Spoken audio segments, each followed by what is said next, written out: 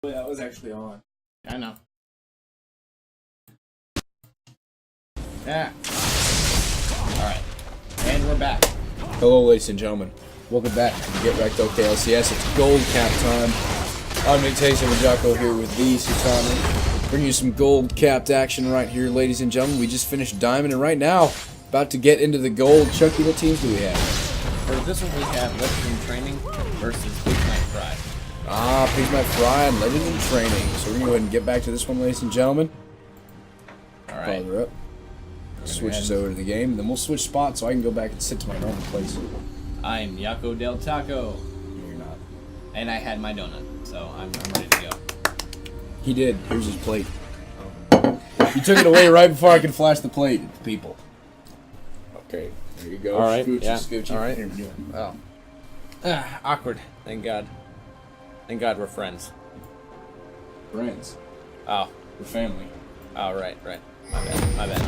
Alright. You want to organize the things? You want me to do it? Of course I can. While I'm doing that, why don't you go ahead and go over the lineups for us? Alright, so for Legends in Training, oh my gosh. Okay. We have Sir Horse Rocket in the top lane. We have Showtime in the jungle. Dustball in mid. And Socks at 80 carry and Karo as support. Alright, on the side of Pigs Might Fry, in the top lane, it's... Alright, we had this last time. I'm going to butcher it. It's Traquadian, right? Or is it Traquadian? I think it's Traquadian. Wait, it's I Wolf King. Oh wait, that's mid. No, it's Triquadian. Oh yeah, it's Triquadian. And Sorry, then yeah. Wolf King, yes, in the mid. Jungle is going to be Scrambles, and then the bottom lane, 8 points out, and Paravan that he's carrying support. Ah. So Galio mid, okay. We saw this last time, too. Did we really? Yeah. Huh, neat. You just don't pay attention. I don't. I really Gummit. don't. That's okay.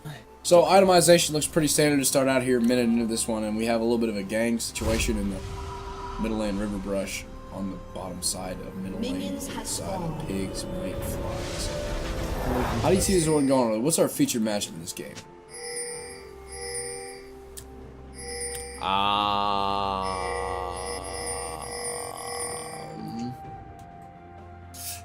I don't know. I want to say I'd like to see. I think it's actually going to be. Good lord, I honestly don't know. It's the top lane. I think is going to be fairly in favor of Triquadian, based on matchup and whatnot. Okay. I think mid lane is going to be in favor of. Well, I mean, it really just depends on how it's played, but. Are you sure? Yeah, I just. That's the most, like, non-biased, I just, want to give an answer ever. Yeah, it's like, well, I Make don't know. a decision, Chuck. Make a decision. I honestly just don't know. I don't know who wins that matchup, like, just outright. Top lane? No, mid. Middle lane? Yeah, Right here in top this lane, I situation? can more or less tell you that. I'm pretty positive it's Rumble. Well, I wouldn't be surprised to see a lot of just armor stack over from Wolf King College and saw from Dragon Gang with Diamond Cap. Yeah. Something in that situation. We have another gank in the bottom side right now. Socks versus the world. Hey, he'll use up that summer. He'll exhaust him. Well, he's taking away a red buff. He's going to survive one tech. Socks, can you do something? Get stunned up Aravan with the safety kill. What a guy. Now he's going to try to get a kill for himself. Can he do it? Flag and drag used up. Going for first blood. Red buff again. One more attack. Can he pick up the kill? No, he can't. Blinking HP bars across the board. Nothing's going to happen. That was a lot given over, but that's all summoners down for the Pigs Might Fry bot lane, and they got the jungler's flash and they got the AD carry's flash. And is that barrier? What? Galen has barrier. Good summers, man. Well, I mean, I don't see What's that. what's the rationale do you think behind taking it? Probably to survive the burst damage from an all-in, from the a moo from the like. Yeah, I think that's what more or less is like, because Tristan is the ultimate lots of burst damage, so barrier. Maybe, I don't know. I honestly do not know. I Ladies and gentlemen, you got it. You stumped him right there easily enough. Congratulations. That opens you up to a free t-shirt from our Mental Floss collection. We'll be able to get that to you. Stop promoting the mental floss collection. connection. Gummit. God. Goodness But gracious. I typically just see AD carries take heal. I thought that was normal. Barrier used to be the main thing back in the day, but it transitioned out once they buffed up heal, so Yeah. but it used to be barrier, so somebody maybe caught that phase. A lot of people will take barrier heal or barrier smash. They want to go for just an absolute stop heal. They know they're going to try to all in early on. They're going to need that extra boost. They give them more than a summer heal would. But nevertheless, past the 400 mark, no kills going on, no turns. CS is to open it up as we have a game in the top level. We'll talk about it later. It's Triquadian going to be forced to flash. He was exhausted. He was overheated. First Rocket going to just try to do what he can. See if they can figure the kill. It looks like Triquadian will be able to stay out and just jump up alive. Skirt, skirt. Flag and drag used up. Triquadian. Woo! Greasy. And that's the flash used by Maokai. Used by Bloodbath to get in there. And Death Ball playing out on a lot of these early trades. So air damage pretty freaking low right now. Let's go. Sox trying to do what damage he can. And I love Zyrus and support. As this game goes on, you're gonna have another freaking AP mage and that 80 assassin right there in the middle lane on that Talon. You're gonna have a mage and an assassin, so you're not even gonna have a support. You just have that just in the bucket because you're already having a tank with Mount and Garden. So you're gonna have an extra AP mage. You're gonna have another assassin that's just gold as opposed to the side of PMF where they're just gonna have another tank. Yeah. That's awesome. And what you say go? I am the ruling authority. Why are you sitting up? I'm comfortable. I'm sitting up on, for those of you wondering, I'm actually sitting up on top of the couch right now because I was just getting too, out of the ordinary was sitting on the cushion. So I decided I was going to sit on top of the couch right now and try to get a little Chucky's in the lounge. So in the middle lane, Wolf King, gotta go down. First blood, get taken by Dustball. Yeah, so looked like that happened right when he hit 6. Yep. Yep, that's generally how it goes with the town. That all in early on in Showtime as well in the bottom lane for OK Lit. So we'll see how this one goes if he tries to stay. It looks like the lanes show up. They're just going to have him back off.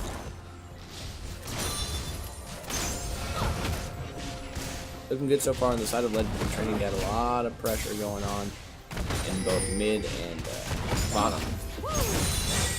Got that early kill in mid. Got a lot of pressure down the bottom with the Caitlyn push. Caitlyn push, poke, harass. Absolutely. And that's generally the rule you want to play Caitlyn, push, poke, harass, and that. Push, poke, harass. Push, poke, harass. And that Catalyst first back from Wolf King in the middle lane on the galley. Do you think he should have gone with that or maybe stacked up a little bit more armor? Do you? I believe on Galio mid lane you go more for damage early and then build Galio mid is definitely one where you want your Rod of Ages. So you can get by without doing it in top lane and just be a straight tank. But in mid I feel like you definitely need it.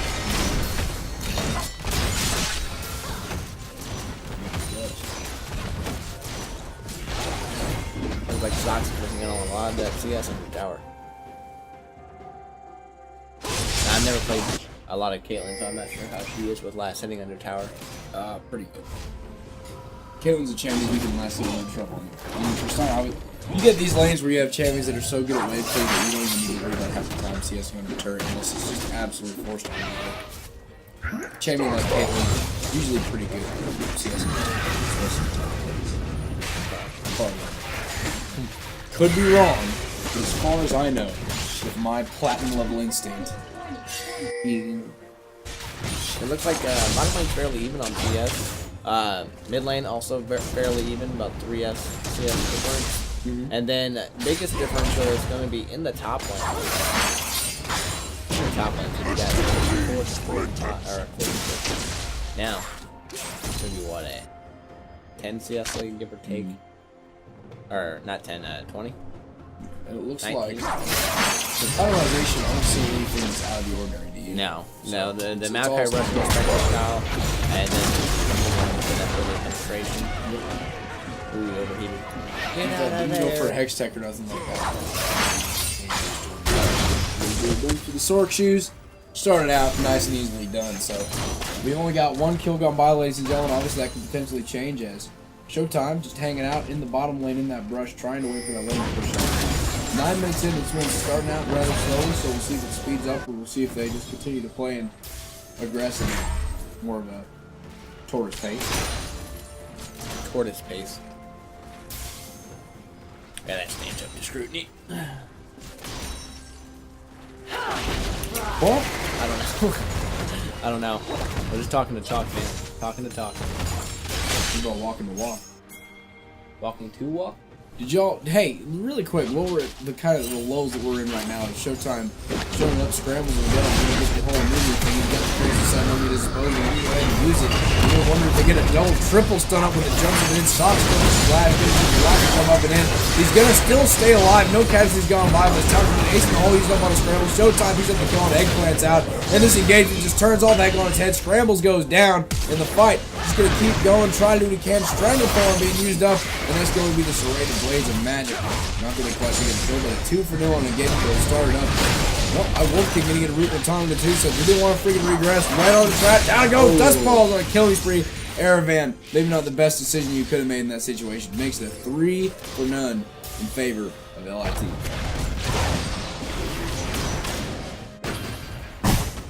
Wow, well done. Okay, and what was your question? Guys, it was NFL kickoff day. I'm in 2 fantasy football leagues. I love the Cleveland Browns. They lost to the Pittsburgh Steelers. They were on national TV for one of the first times in a long time. I don't watch football. Left green. I don't watch football. I played MMOs all day. No, actually I played MMOs. Me and Garrett have been playing a lot of Terra, Black Desert, stuff like that. So, Okay. yeah. Anyway, haven't played a lot of League recently. Okay. I only play so far, during practices. Oh, okay. And you're still playing, right? Yeah, you'll see me here in a bit. Okay. I'm pretty sure I got I got a special pick coming at you today. It is for Khan. But that more on that later. I'll get into my Khan spiel during that game. But one thing I will say is that you can't go in thinking that it's a carry pick. It's not a carry pick whatsoever. It can do a lot, but it's not meant to be carried. Or not to be a carry. But anyway, in this game, the game that we are currently on, we've got not a lot going on, just a lot of fishing. Ooh, heck of an initiation out of Taro. All gonna get tanked up. Dude, my goodness, Aravan the target question jumps up and out. They get the heals, so he'll stay alive. 4-0 right now. Looking like absolutely strong for LIT at this point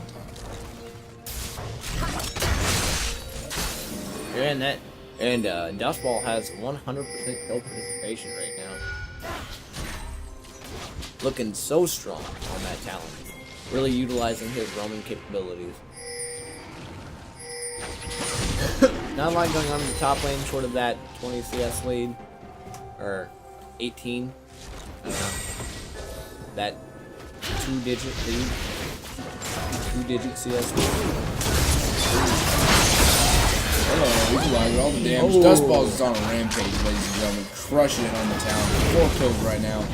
Absolutely strong AF right now. 13 minutes in, 5 kills. Wow. So much damage. So much damage. For 20, not even think you got a chance to blink in that.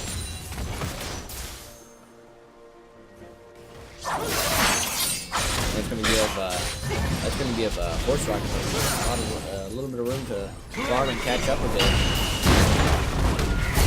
So we got Eggplants and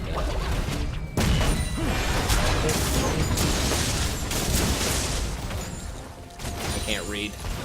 Good lord. Aravan. A little bit late, but yeah, Aravan. They were going ham. But now they're not. Well, you're correct. You're absolutely correct. But now they are not. So, anyway. What? I'm just looking. I had to look and see what my fantasy football situation was. I'm in 2 leagues. Right now, I'm winning both of my games by a steady margin. Guys, I'm telling you, if any of you did fantasy football this year or are going to try and do fantasy football, just my tip to you right now, wide receiver, running back, tight end, quarterback is the best way to go on your pick path because I am just absolutely crushing it. I'm so happy to be in the position that I am right now, up by 50. He says that, but then the season's going to turn around and the guy who didn't even pay attention to his pick path or his picks.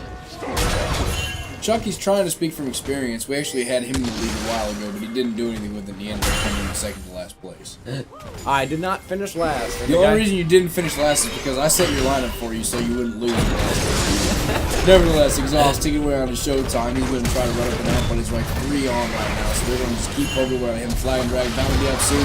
Flash of the grass roots lands, Transforms as well, so they're going to be able to keep him alive for another day. Dustball is unstoppable. Down goes Eggplants out. He's still alive. What a freaking monster. Air Bandit's already questioned. That's stoppable for now, but they're going to try to do what they can. Hose Ride picks up the kill. That's going to be it as well. Double kill. Showtime's still alive. Cataclysm up. And they turn it into a 4-for-0 on an engagement that was put to just catch out Showtime. It looks like Triquadian's going to get a lot of alone time up with that tower, so they may give over first tower blood, but they definitely come out on top with that. They got the 4 from and then the mountain break, so definitely a worthwhile trade because I think they can probably just converge onto bottom here and take that tower even if they lose the first tower. So not a big deal. Very good trade. Good luck. Sorry, I can't speak. It's okay. They take down the turret, they get the dragons. 1-0 on dragons, 1-0 in turrets, just flippity flop. 9-0 in kills, and they've got gold. Still only 2,000 at advantage of their wins. Backstreet pushed up. CS is again pretty close on the CS. Is up in the top lane though, just very, very different. Triquadian's still pushing. He's taking a lot of is that trying power. to push it, but again, tied up 1 on turrets. It looks like it's going to be Dustball coming up top lane, so he can absolutely get this kill in a heartbeat, but Triquadian knows that he's going to go in the back line. I don't know if you can outrun the talent if the talent passes, right? But now he's just going to stop. Don't stop. They can hear it. Don't stop. Leaving. Hold on to that. Let's not do this. Why? Does everybody not want to hear our beautiful choir soprano voices? Soprano? Soprano. Alright, well. Garrett, don't talk. You're not paid to talk. You're paid in donuts, okay? I like being paid in donuts. If you could work a job and get paid in donuts, would you do it? Depends, can I pay my bills in donuts? No. Then no. Why? Because I need to pay my bills. Why wouldn't you just move out of your house and just live in a box on the side of the road and just eat donuts forever? Because then it'd be fat, then I'd never leave the box. Well, work out all the time, you wouldn't have to worry about getting fat. Your sugar content would just be high. How am I going to afford a gym membership? You don't have to, you just run around the streets. Alright, so that's Nick's game plan for once he gets out of the airport. He's going to come back, move into a box, get paid in donuts, and then take up part 4. Sounds like the current state of affairs. Ladies and gentlemen, all been here all week. Thank you very much. Flag and drag up into the lane. Wolf King is already questioned. Do they have the Cataclysm? Yes, they do. And it's Wolfie versus the World. Dustball, I'm going to jump up and in. Airvan's here to try and save the day. They get a double stun. Horse Ride coming. Showtime picks up the kill. And now Caro, very, very low on the top side, scrambles. Is he going to try to block it for him? What a guy! Trying to block Exhaust is there, but Curse with a sad moment. They're just going to let it go. So that's totally going to happen. Now Sox is probably going to die as well. Triquadian does so much damage. He's going to pick up the kill on the Rumble. So the first 2 kills of the day over to the side of PMF take place 18 minutes in.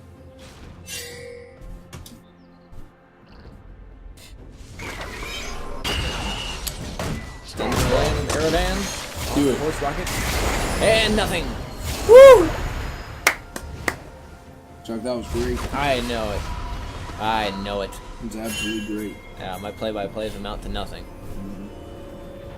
If I start talking, I get disengaged. Ugh. Nash is going to be up in a minute. So But looking at builds, looks like I Wolfkin didn't actually do anything with his catalyst yet. He was built into the Knight's Vow. I'm not tracking. Does Knight's Vow build out of a catalyst? I don't think so. Yeah, I don't think so. So, he went from the Knight's Vow instead of brushing his Rod of Ages, or his other defensive items. Jay, how do you feel about that evaluation? Well, I don't think it helped him very much. I think it's really helped anybody very much. Well, you're getting 70-0 talent right now as your lane right now. We're 19 minutes in, so we're barely out of lane stage. It's 1-1 in turns. Yeah. I probably would have. Yeah, I mean, I definitely would have rushed an armor item. I think the armor item was the right way to go. I'm not sure if Knight's Vow was the ideal. Claps to get that equalizer be used up as well. Over the wall comes Triquati, and Karo's so freaking low right now. Wolfie's going to try to jump over the wall and do what he can. Sock's going to just use that peacemaker to get over. Oh my goodness, he's on the run. Scrambles doing the damage that the Sad Mummy can do. Scrambles picks up the kill on his Socks, and they turn it on its head. And now Aaron's going to be the target question. Didn't quite get that whip there, did they? Nope. So Dust Ball going to be able to jump up and out of one. That turns into 1-for-0. No Rip Trail gone by. Dragon and Baron targets in question. Baron's up. Drake's going to be in about 1 minute and 20. Going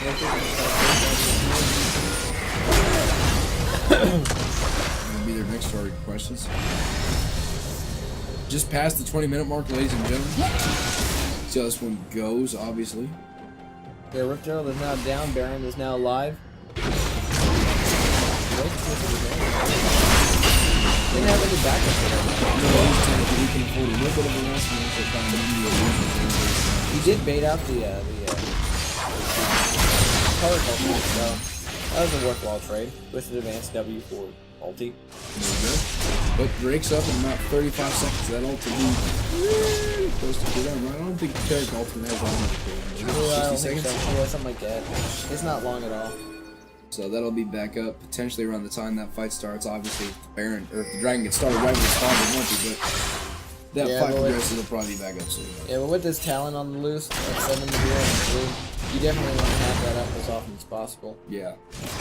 Or else you have to get whipped. Whipped? What about Nanade? Yeah. Yeah, definitely gonna get Nene too. No, the 80 cure will get whipped in the target. There we go. Figured it out. Well, Dragon's back up and live. So first advance up on his Triquadian. Gonna do some damage to him. There's gonna duke it out for a little bit. AP versus AP big man. Dragon already being started up by the side of PMS. So. But not quite gonna Equalizer's already used up, and Triquadian is overheating, so he's just gonna let him go. But burn damage is always good, so successful trade for Triquadian, forcing him out. It's the Dragon again. Started up, and now they got the damage from Eggplants out, so they're gonna trade Dragon for Turret and see if that one works out well for him. I guess at this point, get the steal. Looks like just get the steal, so oh my gosh, the Dragon goes over to Showtime. Easily done. They get the turret, they get the Dragon, loses life, but totally worth it at that point in time, ladies and gentlemen. And now, Ace in the hole being used up on a Triquadian, he'll be able to survive. All the while, minions pushing up on the top side, but great play by the side of LIT. Yeah, definitely well done. Lots of Dragon steals today. Lots of Dragon steals. And they're all really awkward Dragons. I think we're gonna get it, to be honest. It looked like it took so long to go.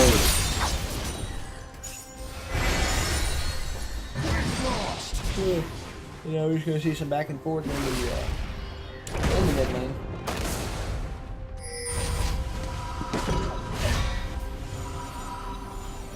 And now it looks like they're gonna reset.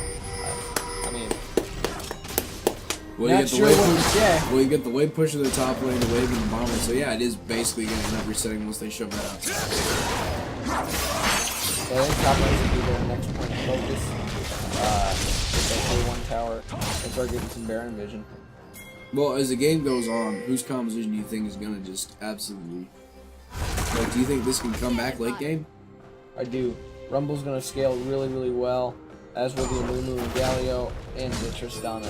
Then Caitlyn falls off fairly early, so Talon definitely falls off, Jarvan falls off. The only really good scaling they have is on the Maokai, but Maokai is going to fall off as far as damage. So I think the late game favors Pigs Might Fry. But we'll have to see if they make it. I'd adamantly agree with that statement.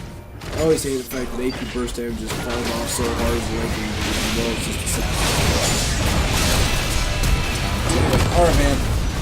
I'm in a bad situation right now. He's going to be able to scorch Kurt up and out. So he's lost either way on a post round. He's going to try to do some damage. 8 points out of the target question. Going to get stunned up.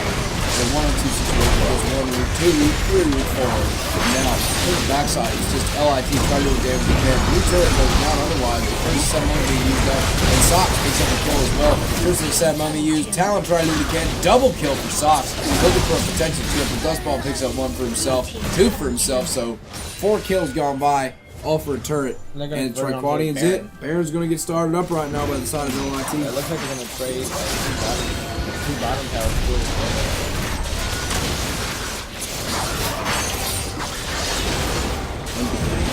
Well, yeah, well, I meant like they're trading 2 bottom towers.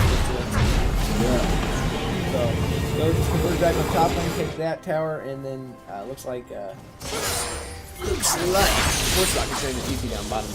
Or, did he recall? Yeah. Looked like he had his TP channel. Well, I don't think the TP was worth there. Looks like the Noctis conversion on the top tower. I was wrong there. Baron back to again, 14-4. We've got 2 dragons to none. Gold still in favor again. It's still pretty close on the gold front. So the CS advantages that have been spiked up right now by the side of PMF definitely keeping them fronted up in this one. Top lane, huge CS advantage. Jungle, pretty solid CS advantage. Mid lane, solid CS advantage. Yeah. But 9 kills. Yeah, I kind of expected the talent to fall off as CS goes, as it goes, just because it's easy to clear, but I think the tower just has overall type of clear. But, and especially when you continue annihilation, just annihilation. Body over a 1-on-1 scenario. Austin Will just gets the easy solo kill on Dakaro. Flashed for a unnecessary reason. That's okay. Picks up the kill. That's what's worth. Do they want to put it on bottom? We got everybody. There's the Caitlyn ulti. There's right now, everyone puts Sam over used up, he's involved as well. So Earth Rocket taking the damage of the turret, and then Showtime trying to get a knockup on the turret, so we're gonna be able to take him down. Wolfkick picks up the kill. Don't be one Sox trying to do what he can, picks down scrambles, but again, Showtime goes down. Right now it's a 2-for-1 engagement as the blue turkey's destroyed. Triquadian is just crushing it up in the top.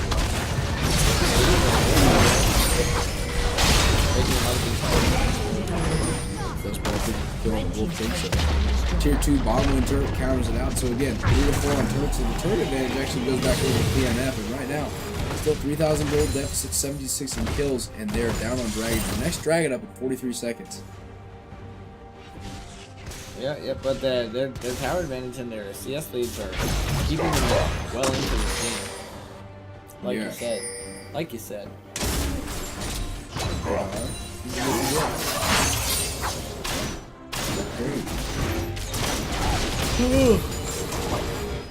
It's fading out. Yeah. Triquadian's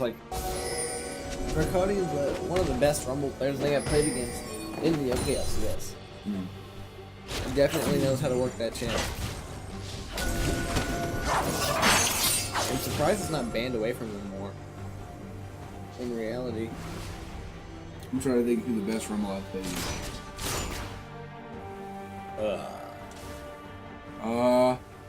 Best Rumble I've ever played against.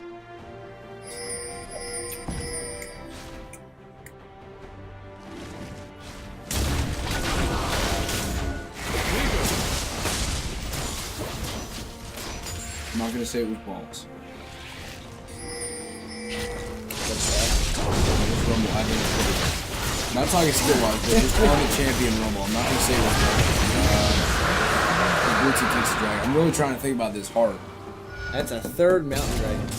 Oh god, these towers are gonna melt everything. I'll just say Silsol. Silsol? Silsol was the most mechanically talented person.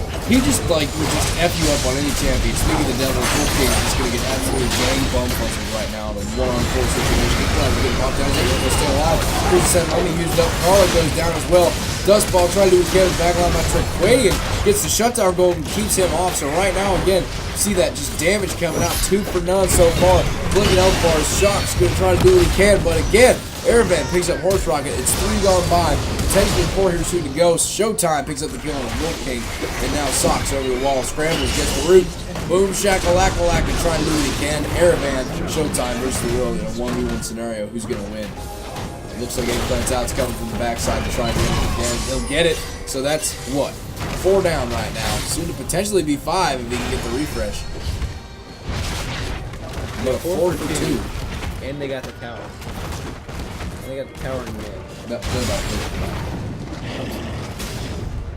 Me? No, that play-by-play was like, I was just Awful. awful. Yes. I was TRBL terrible. But yeah, back to my earlier statements real quick. I'm going to talk about Silsol.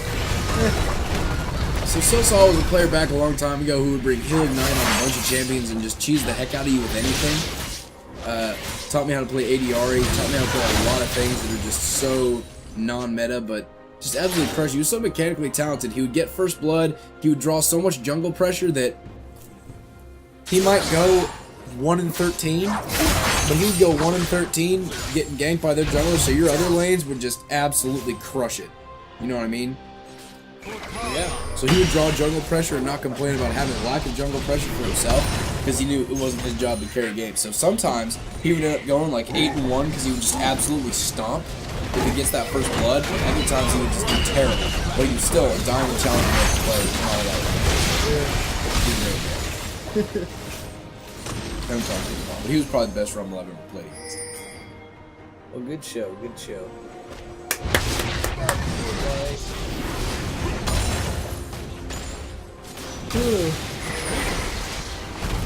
So far now, I'm going on. Pigmite Fry have picked up some of the pace, able to take down that tier 1 in mid and get a lot of chip damage onto that tier 2. That Rumble has been keeping them in the game, taking both tower, all 4 of the towers. So they are definitely not out of this yet. They're only down by 1 kill.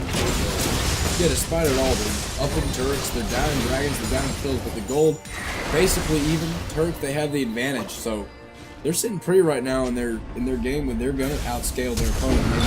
So Flash versus Simon equalized on the 4. What a freaking fight right now! That's just melting everybody. Holy crap! A triple kill for Triquadian, and now holy crap, Dustball tried to do it, and now he's gonna go ahead and go down. Quadra kill for Triquadian, and he is a monster. Like Horse Rocket's the only one left. Like I said, I think Triquadian is probably one of the best rumbles in the OKLCS.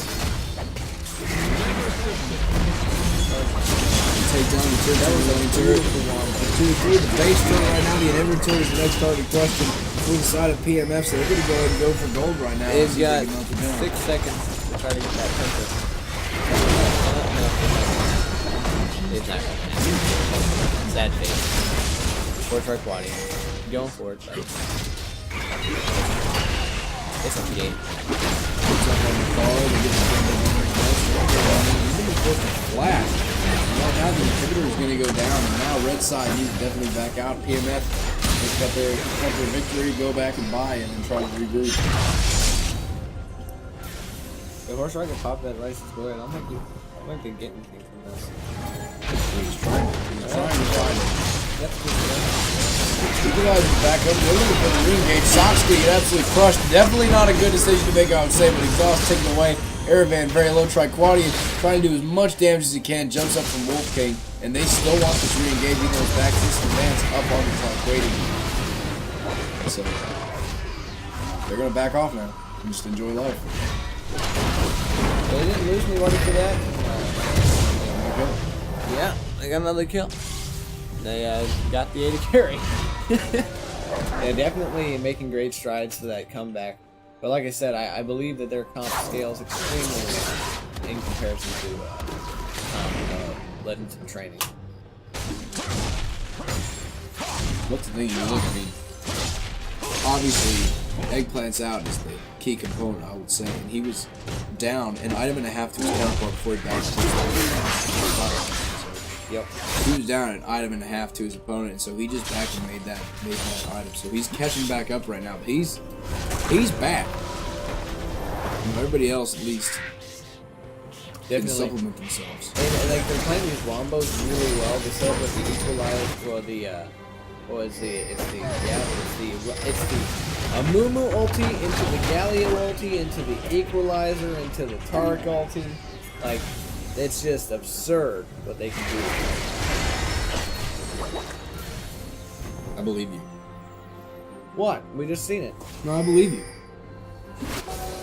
Chucky, I trust and believe you. I'm glad you do, because I don't.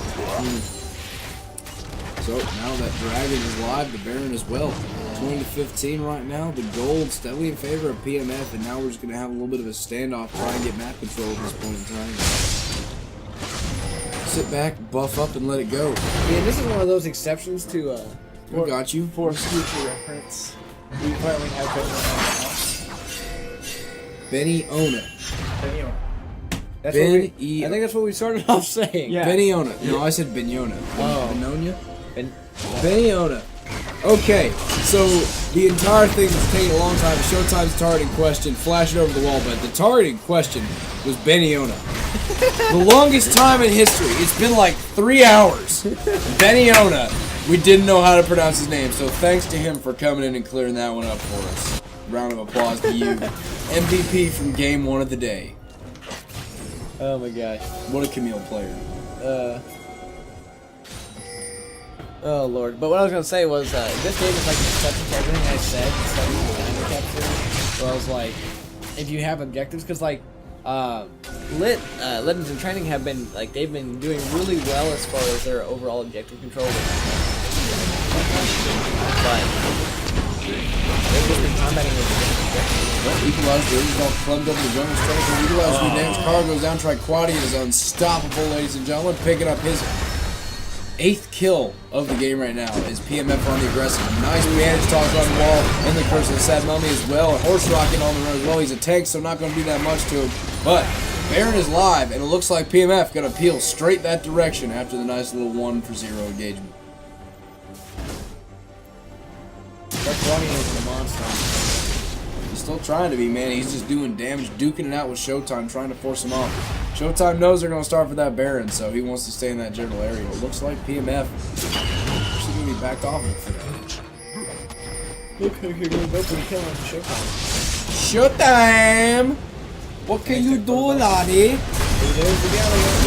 1, 2, Kalamazoo, Triqualia, they need to fade back onto that Baron, because now they don't have a jungler to contest it. No jungler to contest it. What am I saying? They're going to fade back on the board.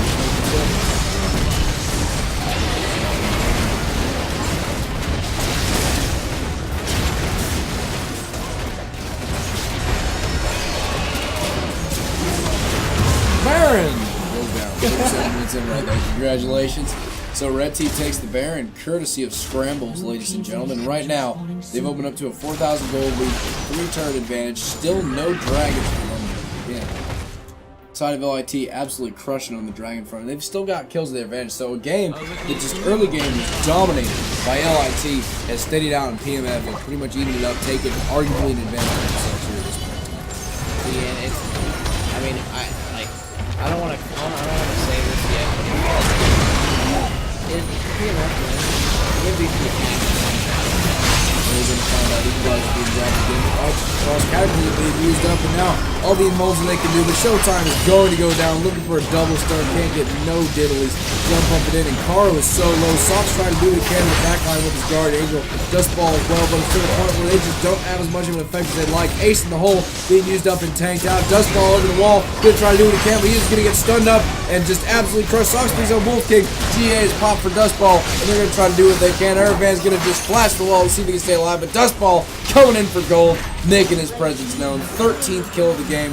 Red Team has slain the dragon all the way across the way. Congratulations, Scramble. Your team is dying. What do you have? Dragon. First one of the day. For the side of BMF. It's Kosher Dragon? Kosher Dragon. Oh, it is Kosher Dragon. The moon was Jewish? A Jumu? Oh my god. Don't hate me. I just say got that. fired. Ladies and You can't gentlemen. say that. Oh my god. Okay. Well, yeah, so they lost that fight because of God. are down getting that dragon, but I think PMF is still in a fairly decent spot. Oh my god. Oh, I'll be right back. I'm sorry. I didn't mean to. It just happened. The bandage toss gonna go ahead and land it. Horse Rocket gonna go down the scrambles. Come to think of it, that Amu skin looks like he might have a yarmulke.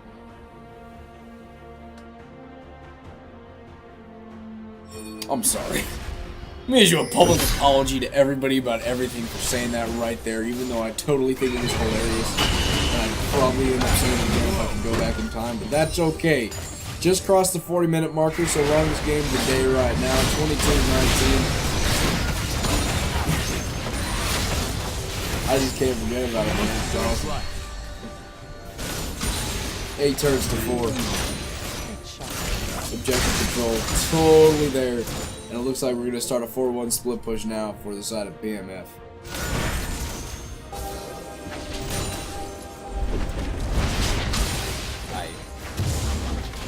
I was going to say. Alright. Looks like. Yep, pairing up, looking for the inhibit at this point in time, so it'll probably be the next one. It looks like they're just going to be able to take it down, so, you know, obviously if you're LIT, you're still in this game, you've still got the kill advantage, you're down in gold, you're down in turrets, but you have dragons and you have kills, so you won fights at this point in time, so you haven't been really outscared yet. They can do it, they need to do it, I'd say. Yeah, they had to find those fights where they have the number advantage. That's what really put them ahead for that last one, was they really. And I know Moon was not the greatest jungler of all time, but he is definitely working with it. As of now, with what they're stacking in the question, game that Luffy gets his other stun. The wombo combo is just extraordinary right now. That doesn't have to win, so makes it hard to use up and take down the shields for days. Scrambles on Rampage, down goes Showtime. Showtime Gold is also there. Aravan picks up a kill for himself. Horse Rocket goes down. And so right there, the inhib goes down. Scramble's going to try to duke it out with an AD carry, but that GA is up, so it looks like PMF going for the 2 inhibitors, and they'll take them both down.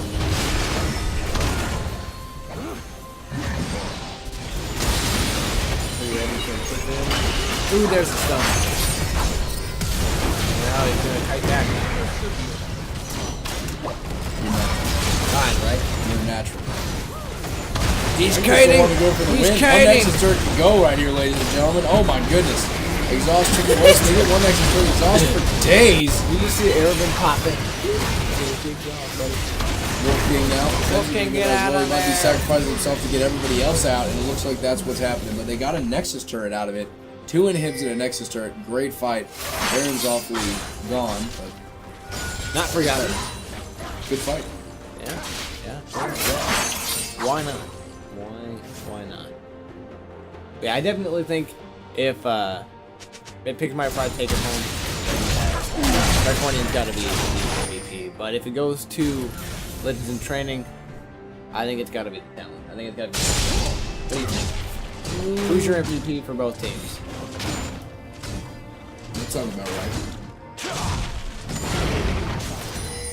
Now, Just obviously, look at the CS disadvantage. okay. For Horse Rocket, 352 to 194. Clutch. Let's just go ahead and say that that's 200. So we can. It's a 152 CS lead for. I mean, it's more than that. Look at the itemization map. Tell me how many items he's. We're at the point right He's now, full 43 build. minutes in. Everybody's basically should be hitting the point where they're full build, if not maybe a half item, so close to full build that it's not even an issue for them at this He's point in time. one So full item behind.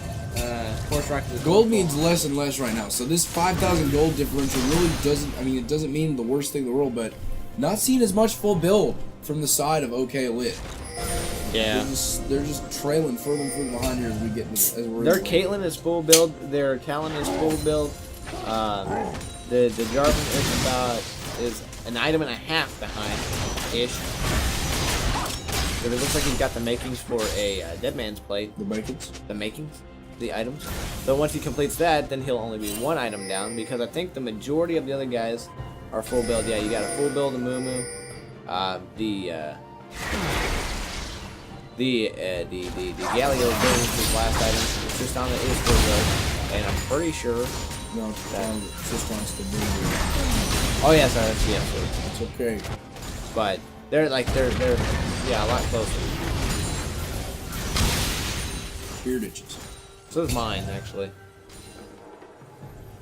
No, but I'm with you. That's the point that we're at, and you've got minions pushing all across the board. Dragon's live, Baron's live, so 2 inhibs down right now. If you're the side of OKLCS, there's really not that insanely much that you can do. Yeah, it looks like Pick My Fire are gonna go for that dragon and then probably converge over to the Baron. Unless Lit goes for Baron and trades it for Dragon. Dragon's gonna go ahead and go uncontested. I don't think the Baron's gonna try to question. Teleport's coming to the bottom side. So the Baron, I will be there. Basically, the whole being tanked up.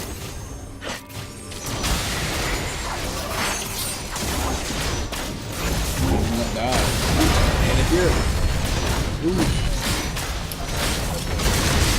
lots of stuff. It's okay, that's alright. And there's the turret off the top over.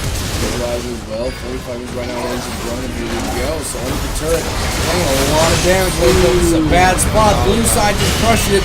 Oh my gosh, Chris said I'm going to double jump up. Try quad, doing what he can, but that's also going to be the eggplants out, picking up Horse Rocket under the turret. Shutdown goes there for Karo. Strangle throws out 3. They're still taking the turret. Double kill for the Tristana, but eggplants out, refreshing across the board. Shutdown goal for Sox. The Nexus is under fire. The turret is still alive, and they're still trying to take it. As Wolfie's low, Scrambles is low, so is Airman. Double kill for Sox. Can he get a triple for himself? Gets a triple kill for Sox. He dashed onto the trap. A Nexus turret dies, but what coast? What? Actually, they had already had the Nexus turret. The only thing that happened was that tower is now below half health. Oh yeah, I understand. We're also terrified of that. Oh, did it? Oh, it did. Neat. Yeah, they jacked up their entire combo down the side of Pick My Fry. The Tarek ulti was premature, the Amumu ulti I think came in a bit late. Not sure exactly what happened, but they just kind of lined up underneath tower.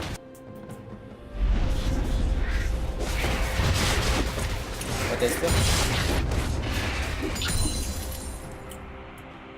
What?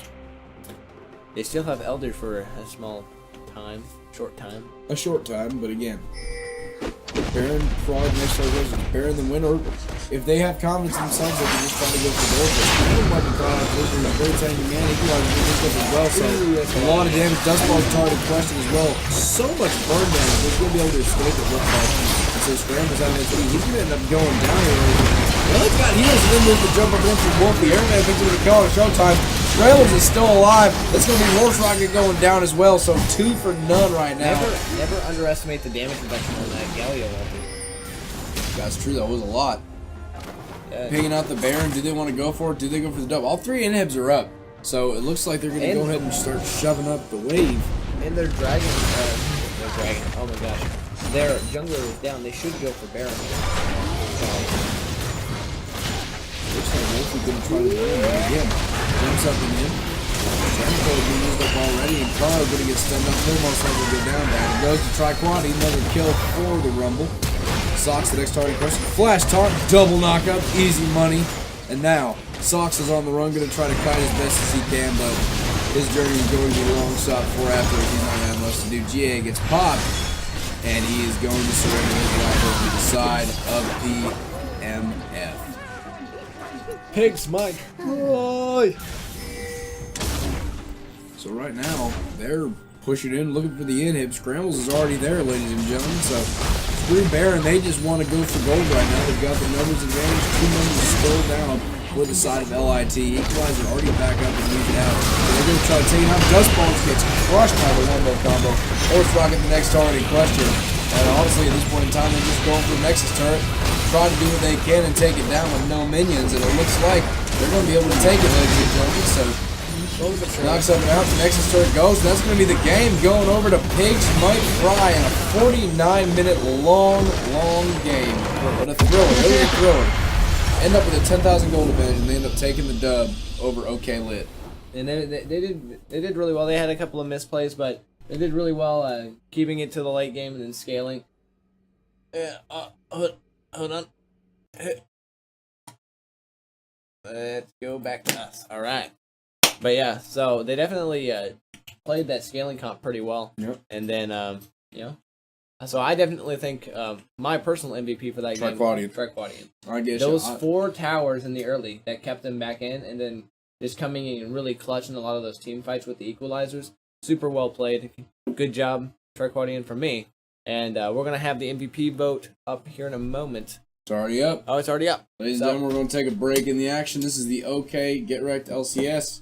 And the next game... Get Wrecked OKLCS. I butchered that. I'm sorry. And the next game is going to be Tastes Like Purple versus Rise Gaming. So we'll get to see me. Yeah, all right. Well, we'll be right back, guys. Nick is so looking forward to this next game.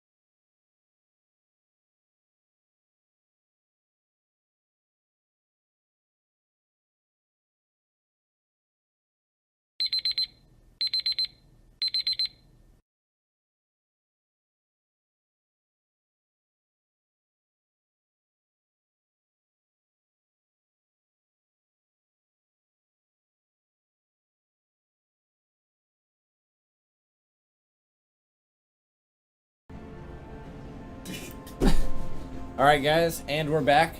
So, I was wrong. I don't have the game for the Rakan top that I know everybody just really wants to see. No, instead I have Shin. Makes me sad. But, you know, without further ado, since Nick is taking a break. Oh my god. Come on, Nick, be careful. You're gonna knock over the TV and the lights. And we got donuts, we got everything. I do have a donut. We actually have a donut left. Winner this game's MVP, the last game's MVP gets a donut.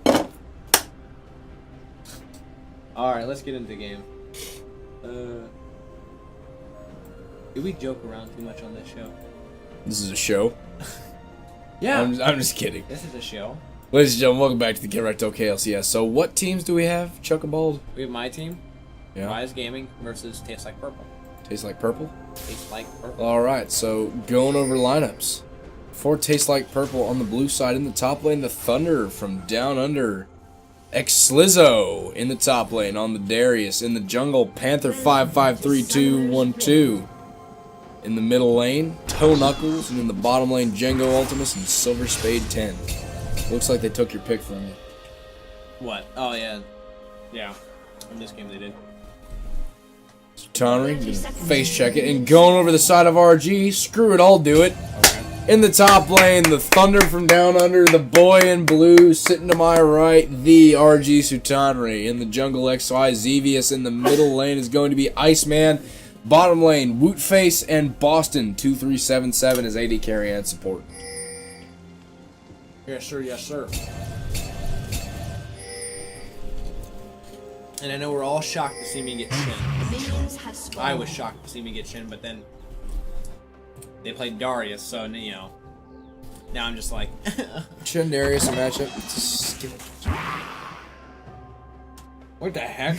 What are you talking about, skill? Just because you don't have none don't mean it's not. It takes a lot of, Alright. what you want in this matchup because of Darius' kill threat and his push potential is you need a lot of kill intervention for the Shin so that he can have, you know, so that he's not getting this pressure on his power and he can... We have two really different... We just have two very different ideas. What, you want Shin to solo kill the Darius? Yeah, as a matter of fact, I do. I want Shen to be 4-0 in the first 8 minutes. Or that, and I kept walking. So here's first tip. when I think top lane, and you're the top lane main, but what I think of when I used to think top lane, especially back in my days of playing, when I used to play a lot and I used to try and play competitively, we won a couple of tournaments and. Speaking to, you know, a lot of high-level challenger, LCS level players in interviews and things, when I've asked them, the things they usually say is the job of top lane. You want to shove up, you want to create gank pressure, you want that enemy jungler to come up, well, your guy just absolutely dominates lanes. And this goes back to the Silsal thing, too. You want to create jungle pressure by having their jungler come and try to gank you, where you just keep shoving up lane, getting out of it. He doesn't get successful, but your jungler wreaks havoc everywhere else because their guy is so preoccupied with you up there, but you just keep skirting up and out. The point is like, and even if you're down, still not needing those ganks. You want to draw ganks, but you don't need to warrant so much jungle intervention for yourself. Is what they all tell me is their main goal, and they can do a top lane. Wait for it, buddy. Just wait for it. But that's what I think when I think top lane. That's what I've heard from the highest level competitors is what they say needs to happen in the lane. Not solo kills, none of that, but it's that. I think right that there. was them trying to tell you something very quick to shut you up. I don't think so. I mean, There's a the lot reason more I to it disagree than is that. because it's been pretty consistent throughout all of them. There's a lot more to it than this. Enlighten me. Okay. Well, if you pick into a counter pick matchup with Shin, typically you're gonna want to have jungle pressure on your side, so you can have that freedom and that lane pressure to be able to TP bottom. And then in a lane like this, you really just want to get out of lane. You really just want to go somewhere else. You know what I mean? Because there's no way to win the one. Once Darius gets staged, or any of his stamina attacks, he's going to out damage you, and he's just going to stomp you, especially if you bleed stacked. Four. Back off. I got the 5 stacks on me. But Yeah, it's a tough lane to 1v1. I know a lot of people say go in for the. I was just saying, I feel like I understand you saying that, but I've seen a lot of Shens be very successful against Darius. I have too, but I played against like. At what point does it end up being not the champion but the player? I definitely think that this is the big difference is like I can play against a bad like a Darius who thinks he's good but is really bad. Oh god. All joking aside, I think it's honestly like if it's a good Darius, they're going to be good. Even in the straight up match. Because you can't technically walk forward to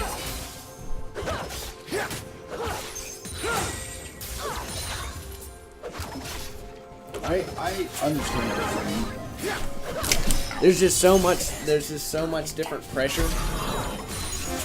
Sorry. There's just so like Darius has lane pressure, right? And it counters Shen's global pressure. Because if you don't if you're pressuring the Shen, he's not going to be able to use his Stand United in order, to help other lanes.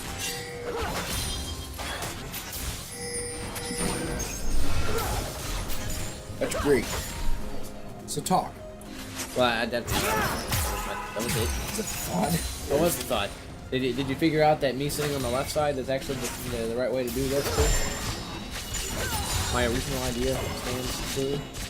Chucky, at the end of the day, you're gonna have to realize that something's happening to the kid. That I don't learn lessons. Learning is for students, and students are the students. Aren't you a student at a school? No. That's right. You're a music school dropout.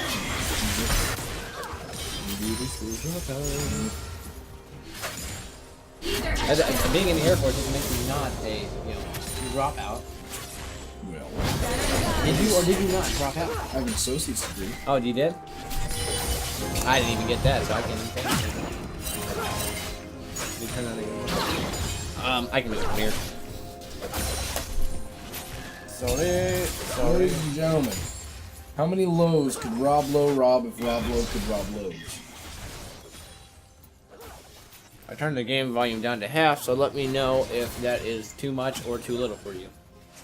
Alright, ladies and gentlemen. And we appreciate your patronage.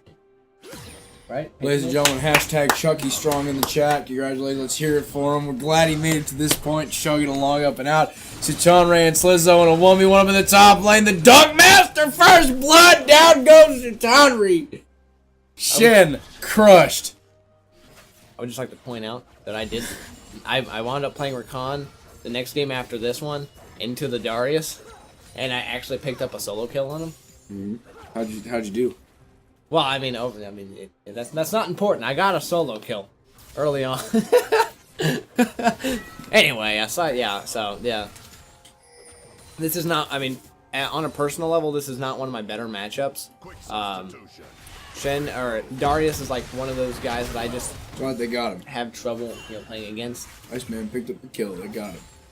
But typically in like solo queue, I can play against it fine. But once you get up to like gold, because I'm still in silver, technically speaking, so I can really lane against most Dariuses in silver and be fine. But gold, plat, higher, Darius becomes trouble for me. But yeah, they're gonna pick up the first dragon of the game. It is a water dragon. It was uncontested as well. So 8 minutes in, 1-1 right there, and I just want to let you know that this week was actually not a 2-0. We actually won the first game. Just so you know, just so you don't think that we just got straight, straight Scossie 90 banger, dude. Spoiler alert, by the way. It's okay. I don't even care Bro, anymore. now why are we even here? All right. Now, it's okay. It's a highly competitive game. It's an admirable thought that you wanted to say that. Actually, I didn't. All I have is I kind of forgot that the mic was there for a moment. I was actually just kind of talking, to you, and I just forgot. You say it, but that's how commentating should be. Yeah, that's why. There shouldn't be a mic. You should just be automatically thinking, boom. I'm just talking to my boy Nikki right here. I've never heard you go by Nikki. Usually when I refer to myself in the third person, I say Nikki. Like whenever we're all in the car and I go, how about hooking Nikki up with the ox? How about hooking Nikki up with the ox? Alright, so first turret gone by, 9 minutes 38 seconds in the top lane. Go figure that Shen just not having the strongest day of matchup. Mark of Death, Death Mark being used up and exhausted as well, so not going to be able to pick up the kill. It took me a second. I haven't seen a Zed in a fat minute in a competitive game, so it's good to see him come out again. We didn't stream the first game, stud. Alright. Well, that's great, but Solid.A. Solid.A. Ice Band going to go ahead and back, still alive. Look at its CS advantages to start out. Top lane. Chuck, this is a bad situation, I would say. X-Lizzo's just absolutely crushing Satana right here, so Wow. what's the methodology? He might be able to pick up another kill for himself right here. I don't know what's happening. If he has the ultimate, it looks like he'll be able to pick up XYZ Vius with the stacks. Slizzo picks up the kill, still going to be able to try and survive. Satana actually tried to dodge and juke up and out, so he's going to be able to make it out and skirt. Panther wants this one. Oh, they're on the same team. What am I thinking? 2-1. Not a good situation, man. I feel like you could have picked up the solo kill right there. Yeah, so did my team. And the MVP for the last game. Wait for it. Scrambles. Congratulations. Not Triquadian. That's really surprising. I mean, Triquadian was insane. Triquadian is my honorary MVP for that game. I mean, those 4 early towers in the side lanes that kept them going, and then, you know, just being a monster in the late game and with his team fight plays, like, sorry, bro. Sorry, Scrambles, but Triquadian is my MVP for that game. You know what, Scrambles? I support you. And because of that, since you won, Scrambles, congratulations, you win the last donut of the day. Krispy Kreme's glazed raspberry jelly-filled donuts brought to you by Krispy Kreme right here for us. It's the last one we have. Unfortunately, if you can't pick it up within the next 5 minutes, I will eat it. Chucky is a big man on that regard, but Stand United been using XYZ Vius in a very bad situation, but Satana gets the taunt up and in. They're going to look for Silver Spades, and he's going to be able to jump up and out. So they're on the run right now, ladies and gentlemen, looking for gold, and Stuns up, and well, let's just say Slizzo's in the house, going to try to pick up a kill. Crescendo, not going to do it. Slizzo goes down. Woodface picks up the kill. A good fight, but it's a 1-for-1 right now. Django picks up Boston, and so that's support right there, and then Jungler, top laner as well. Panther, the next target question. Sutana picks up the kill. Django Ultimus is very, very low as well. XYZ Viswanza, but he's out of mana taking turret shots. They're going to go ahead and back up and out, so it's a 2-for-1 engagement. Favor of the boys from RG. Yeah, that happened. That happened from time to time. Good stun. Good stun by Jake. Good stun. It was a good stun. Good stun. That's the good stun. Okay. No, just I guess since not a lot's really going on, we're just pushing down the mid lane. I will say Woot, the AD carry, has really been coming into strides here lately. If you remember correctly, off the first couple of games that we casted, he was very passive and wasn't really doing much. Didn't really have a lot of kill contribution up till like 30 minutes in. Now, you know, we have he's playing a lot more aggressive. He's getting more involved in the fights and actually, you know, playing really well, distributing his damage and whatnot. Same with Boston, becoming more effective, more, you know, really getting in there and, you know, doing his job very well. That's, of course, on my side. On the side of TLP, I definitely see their AD carry doing a lot of work. Jingle Ultimus. Doing a lot of work. The Darius X Lizzo was actually a very good Darius. One of the better ones that I played against. He knows how to definitely pressure off the minion. Oh, you're about to see some shit here. Darwin getting dunked up on by Slizzo, and he's going to go ahead and go down. Slizzo's just crushed it. Can he get the 1-on-2 right now? It looks like he's doing pretty solid. Double kill for Slizzo. Yeah, and that's one of those things that I really just don't like about Darius. He's got so much lifesteal when he lands his Qs, and like that fight was just poorly orchestrated on our part. But there's a sidestep flash. He's gonna get stunned up. Looks like taunted or charmed, rather. Down goes Woot. Janko Down picks up the goes kill. Woot, and then Tier 2 goes down. yeah, you see, that was like super good. Like the run in with the movement speed, and then the landing the Q onto Iceman to really make sure that he survived that ulti. Pretty well done. Pretty well done from the Slizzo. But now he's like actually pretty difficult to land against, you know, in this game and the second game. Just like he knows how to pressure, like how to pressure you off the wave, and you know, I think he's got a pretty strong understanding of the champ overall. So he was definitely not like a bad Darius by any means. Yeah. But yeah, he's got a large CS lead in the top lane over me. I'm down by about 30 at this point in time. See Deathmark come out. There's the. Yeah. I don't even know what the I don't know what the what those abilities are, so I can't I can't shoutcast that.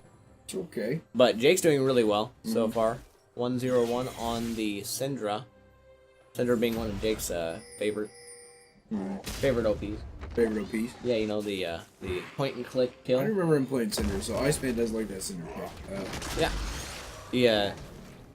But and then yeah, we got the Zed over on their side. He's doing really well as far as CS. Hasn't really contributed much to any kills or anything, but he's doing really well, keeping the pressure on mid. He's got a lot of damage on that tower, as well as the CS lead. And, yep, there we go. Down goes mid. So that's all 3 tier 1s down for the count in favor of. No, only bottom tier 1 is down. They got 2 top. Oh, they got the tier 2 top one. That's correct. Yep. My bad. So Slizzo looking very strong, looking for potential. Going to faces Silver Spade in the house. 63 right now in kills at the 16-minute, 30-second mark, and they've got gold in favor as well as the turrets. Yeah, super well played. They got both dragons as well, so they're ahead in dragons, towers, gold, life, liberty. They have more freedom to pursue happiness, all that jazz. So. And this Darius is just on a rampage, setting up that snowball real. Shooting over the turret, holy crap, lots of damage. So Root Face very low, but Slizzo just wants to go for gold, stacks up and stacks up. Root Face, the target question. Slizzo is on a killing spree, tanking turret aggro, not giving 2. Stand United coming in right after I'm guessing that came on cooldown. The taunt's gonna go ahead and land, and now it's Silver Spade and Slizzo versus the world, and well, gonna back off, and down goes Boston. Panther picks up the kill, and Sultana, the next target in question. It's a 3-on-1. Do they go on a turret? They get 1 stun. Very, very low. Panther's taking the aggro, going for 2. Can they get it? Yes, they can! Slizzo picks up another kill. And that's 3 down for none. Favor of team. I will say though, from the mindset of that fight, that was really good tower juggling on their part. Because my intention was to taunt the Darius to get him to take tower aggro, but it went on to the Sejuani. And yeah, they balanced that tower aggro really well, and not a lot I could do under tower versus Sejuani, Rakan, and Darius. One thing I could have done potentially was taunted out, but I feel like they could have just chased. Yeah. So I don't think there was much to be done there in that situation. Especially, well, I mean, if I had started my disengage when they re-engaged onto Boston, then I think I could have made it out. But, yeah, I'm just going to let him go down for nothing. I'm going to stand there and fight with him. You know, anyway, that aside. Alright, so top lane, yeah, still got a solid CS lead. He's 6-2. He's doing really, really well. Iceman's getting some damage onto that mid tier 1, but he's about to get jumped on. Good He's flash. right. Good flash stun. Good flash is done, though. But he's about to get visited by... Oh my gosh, it's X-Slizzo. himself. Exhaust is taking it away as well. They get the charm up and down. They get another knockup. Panther picks up the kill on the Iceman. They just stack and stack. Baron's coming in a minute, and it looks like Pig's coming out. They want to get this Rift Herald before it goes away for good. Yep. Are you sure? Yeah. Yeah, they're gonna go for the Rift Herald. Not much really to be said about this group. They've got all the map pressure, all the objectives so far. Yeah, because we haven't taken a single tower yet. You got chip damage onto mid health. There's the engage onto Levius. 3-on-1 situation. It looks like he might be the target in question. So here we go, ladies and gentlemen. XY Xevious is on the run. Looks like they're just going to let him go. Slizzo, though, got the upper hand. Force Ray charm up and out. Can he make it? Stunned up under turret. He'll be able to survive. Good for you. I know that one time of getting caught out that I don't go down. It's always a good feeling. But here comes the rift. The rift herald. Yeah, wait. Down goes the turret. Tier 2 in the mid lane going to get cut. Baron's going to go and make its presence known here. 20 minutes in right now. Dragon going to be up in 45 seconds. Now, do they want middle lane? Do they peel off? It looks like they're going to peel off and play for this dragon that's coming up soon. Yes, sir. Yes, sir. And we're going to go ahead and steal the red. Edgewater going to come in and steal the blue. I think he's going to give it over to Darius. I think he is. Yep. Boom.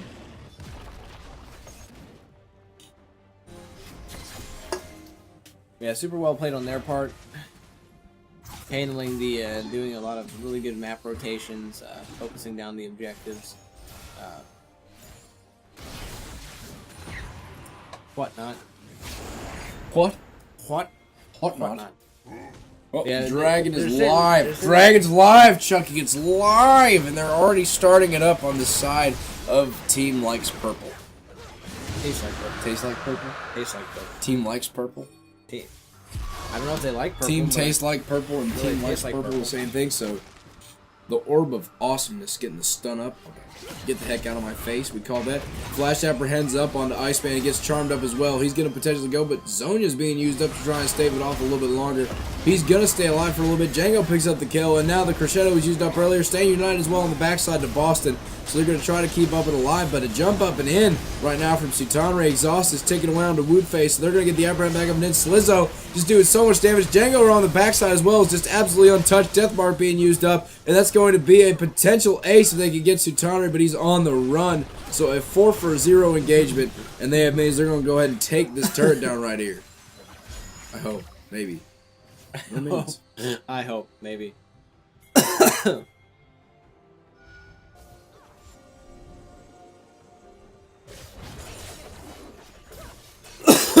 So, like, now what?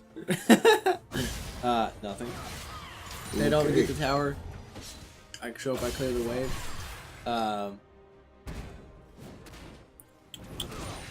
Yeah, I mean, not much to be said so far. I'm only down. No, I'm still down by 30. Still down by 30. Yes. At least it's not more. Could be worse. Could be worse, but you know, it just looks like they reset, and they're just clearing waves at the moment. Yeah. Well, 22-minute mark, so at this point in time, it's 14-3. The goal leads 10,000, 5 turrets to 0. Is there much you can do if you're on the side of RG to come back from this one? Oh, there's really, I mean, honestly, there's a lot you can do, but it requires, you have to kind of play out the fights perfectly. Ashe really needs to start getting ahead in some way, shape, or form, because she's going to kind of be that that factor. That, you know, that factor, because you got a Maokai, a Shen, and then you have Sona and the Syndra. So the Syndra can do single target, you know, burst damage with her R. I mean, obviously she has more. She can do her. She got damage on her Q and her E and whatnot.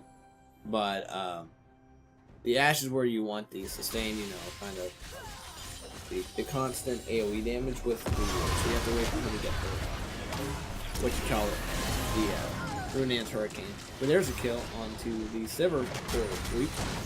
Congratulations, Woot.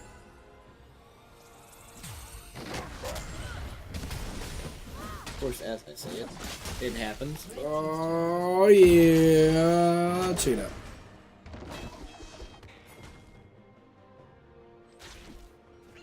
I thought you were a woman for a second. No. Who's that?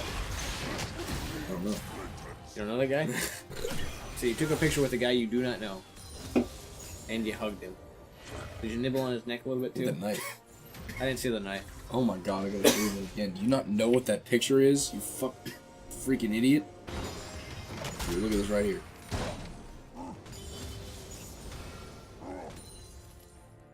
That's a small knife.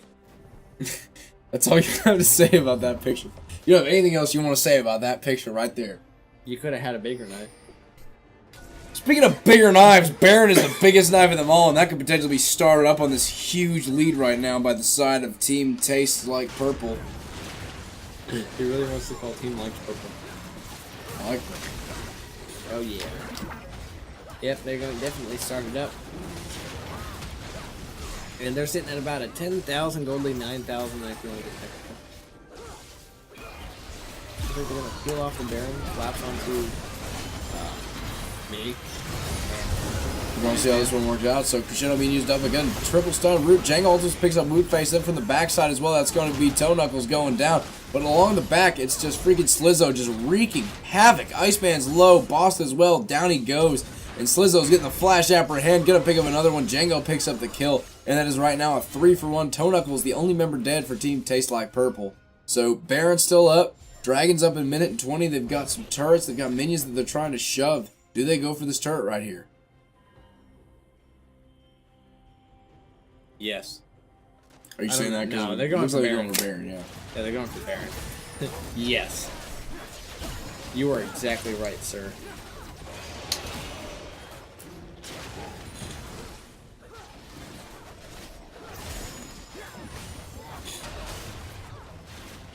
And this Darius is no, he's too big. It's uncontested at this point in time, and I don't think it's going to ever be contested. So he's just going to keep zoning out and doing what he can right now. And I don't think anybody's going to be able to touch him, to be quite honest with you. So he'll just jump over the wall, no troubles. That Baron is pretty freaking low. Why did did they just pull off? I can't. I don't know. Yes, they pulled off. I don't know why. Do you have any rationale on that? No. No, I don't. There's a lot of things that happen in this game that I don't have any rationale on. You'll see here shortly. Very interesting. Yeah, interesting series of decisions. That's okay. So Dragon's up in 9 seconds. This tier 1 in the mid lane going to be going down here in a second. Yeah, so taking it down 6-1. That's the first turret of the game for the boys in RG in red trunks. Congratulations to them. It took them 27 minutes and they made it. We made it happen. Good work, everybody.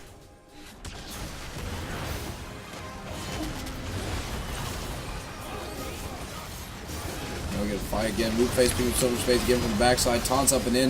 Just so much damage. Using Sutarn trying to do what he can. And Boston going to be forced to flash out. Shutdown goals there. Woot doing what he can. Slizzo went down. So this fight can be good. Toe Knuckles is very low. Boston picks up the kill. Red team turns it on its head. Panther to target. Triple kill for Woot Face. 17-9. And it's a 4-for-0. How the heck did that happen?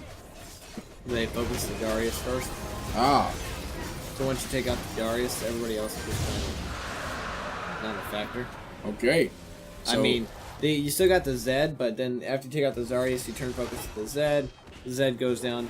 You take out their support, who's engaging and their tank. You just kind of have to. Your target selection has to be, fairly decent in order to do it, but.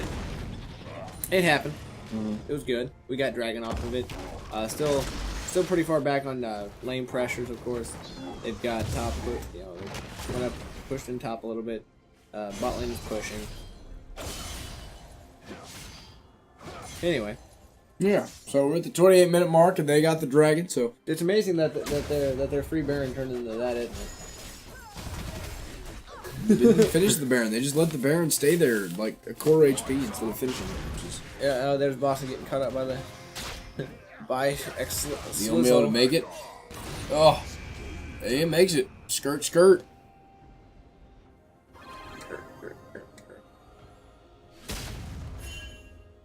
The Sona heals.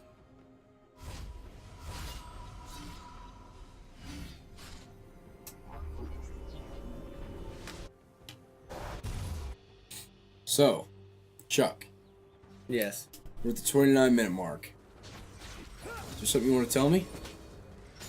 About what? Well, first off, let's look at CS. CS, pretty even. Yeah, across the board, except in the bottom lane. The bottom lane, 234 to 188. So Woot tied in kills, but CS steadily in advantage of Django. So other than that, so the goal lead again about 6,000 in favor of Team Tastes Like Purple. They've got kills, they've got turrets, they've got dragons. So y'all got that fight. So oh my gosh, the Enchanted Crystal Arrow stun up 1, 2. Toe Knuckles the targeted question. Can they get the roots? Taunt. Root. Yes, they can. Down goes Toe Knuckles. XY Xevious picks up the kill. Is steps like that, just grabbing that pick right there, get that to turn the comeback around and start fighting back? Yeah, you definitely want to get picks like that. Picks like that, you want to pick off probably the jungler, and whatnot if you want to go for one of these objectives like Baron or Dragon or whatever. But mostly you have to mitigate their lane pressure. You need to push out those lanes. Getting more turrets would be extremely beneficial for us, but we just don't have a lot of the pushing power. Shin can split push, but when he's at a 1v1 disadvantage to the Darius, it's not ideal. And plus, I don't have my Titanic Hydra, so I have a very little wave clear. I mean, I got what the Tiamat can kind of give me, but to this point in time, XY Xevious cut up Silver Spade, jumping up in house. No casualties are going to just escape up and by. Slizzo, he's a big boy right now, Bo. He's a big boy. Not quite the CS you'd like to see sustaining for anybody right now, 30 minutes in with the exception of Django, but jumps up and in. Iceman the targeted question. They've got 3 on him. Try to get a charm if they can. Now Silver Spade get a jump up and out, so ultimates used for ultimates right there. And the use Hourglass pop for Iceman. Yep.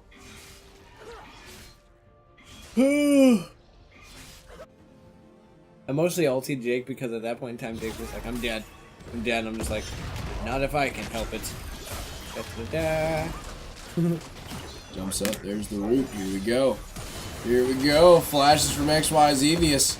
Gets twisted advance. There it is. Silver Spade's just gonna jump up and out on her turret, so Toe Knuckles gonna just also use the sprint dash. That one was freaking hilarious at the time. I taunt flashed and he shadowed. Good job cutting. Toe Knuckles doing so much damage. Woot just gets absolute 100 to 0 in a heartbeat. Down he goes, and now Satara, the target question. Slizzo just doing so much auto attack damage. Django as well, just untouched. Slizzo picks up the kill. Down goes the Shen, and now Boston and Iceman 2 remaining right there. XY Xevious is just all the way in the back, forced to back off. They just let him go. And now, Dragon's up in a minute 48. Baron's still up. Bottom lane, there's minions pushing. Yep, they're going to go for this bottom tier one, or bottom inhib tower after they try to dive Jake, or after they dive Jake, not try, but dive.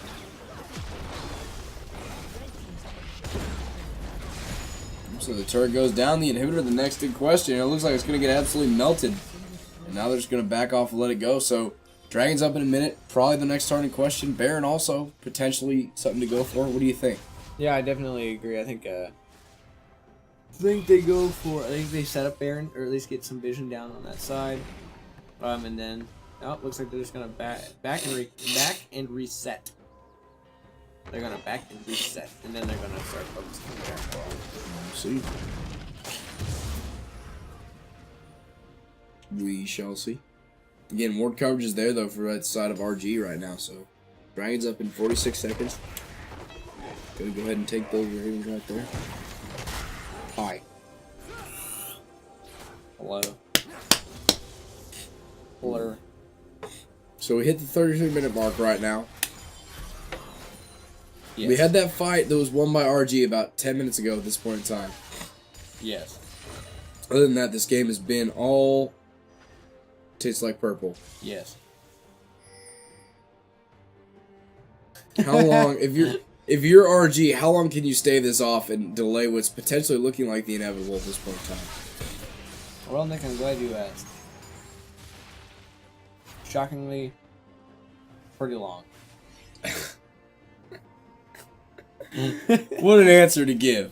Oh god. No, I would say probably not much longer. I would say one more team fight and that's it.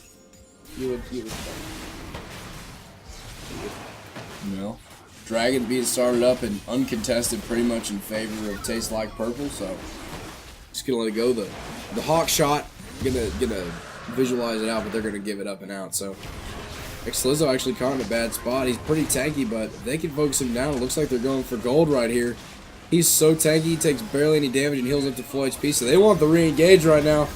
Going for gold, ladies and gentlemen. Jumps up, a double knockup, 3 knockup. Toe Knuckles picks up Blueface again in the back line, just absolutely untouched. Boston's so freaking low. Should not gold. Django goes down, but Slizzo takes down Boston. Slizzo is still just crushing it, ladies and gentlemen. So Iceman tagging a lot of damage. Double kill, triple kill right there for Slizzo on the Darius. Toe Knuckles is on the run from XY Xevious. Can he skirt up and out? Where's the Jukes? He's going to make it. And now they're just pushing up in the bottom lane. Do they want to go for a potentially game-ending push? Can they? They can. Do they? You'll find out. Alright, so they're going to try to turn it up onto XY Xevious right here. It's a 2-on-1 situation. Well, he's a pretty tanky man, so probably not the most.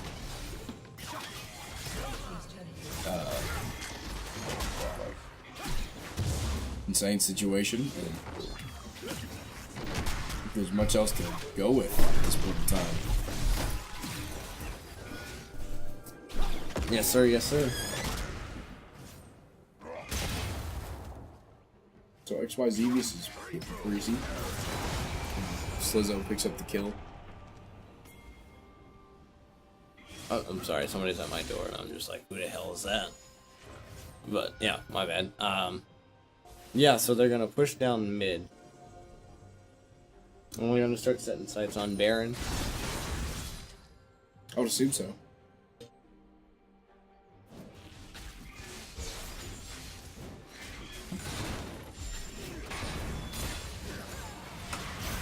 Runaway dog. Oh, Okay.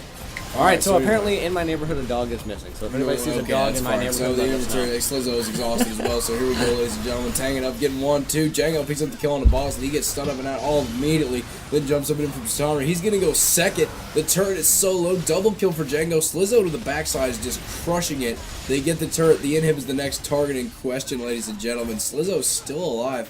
Just absolutely crushed it. 12-3 on that Darius. Inhib goes down. The bottom lane as well is crushed. Baron's up and ready to go if they want to so choose to go for that, or just back off and go for the next thing. But it looks like Team Tastes Like Purple. Just clicking on all cylinders right now. Yep. Yep. Yep.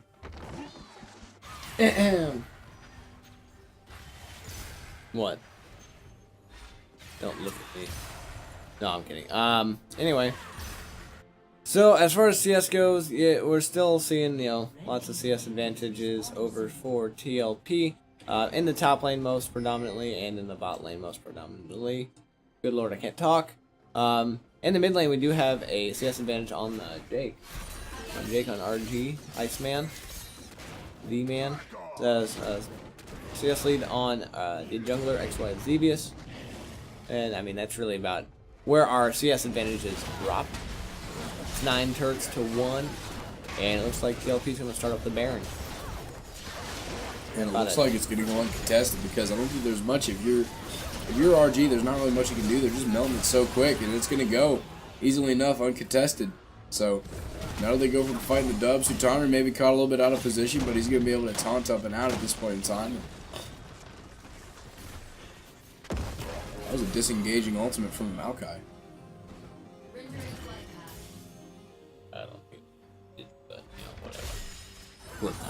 Yeah, then they're gonna go for the top lane tower and him. So the next target in question, that top lane, absolutely. Looks like it's going to be a 4-man push. They've got Slizzo going into the mid lane by himself, doing whatever the heck he wants to, because he's pretty much untouchable by anybody. He can solo anybody at this point in time, I would say so. You agree, Chucky? Mm-hmm. All right. I do agree. Got the Guardian Angel, Wootface in the middle lane, as well as XY Xevious, so they've got minions. Do they just group and go? They're baroned up. They've got everything clicking for them right now, and it looks like they're going to stick in the top lane.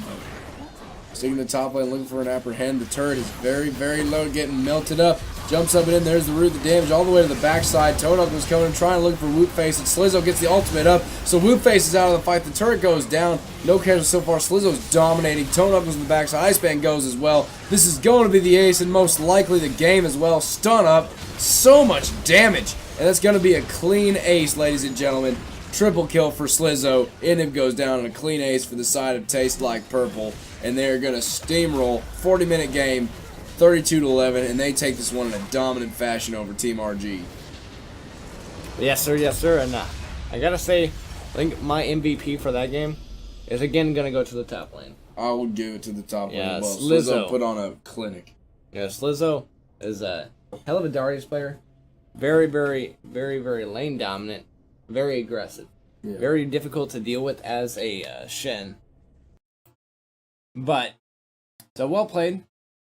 Looks like our camera is actually fading out, so I'm not going to cut to the next scene. Instead, I'm just going to jump it to the break, and then we will be back with Pizza Lords and Outs.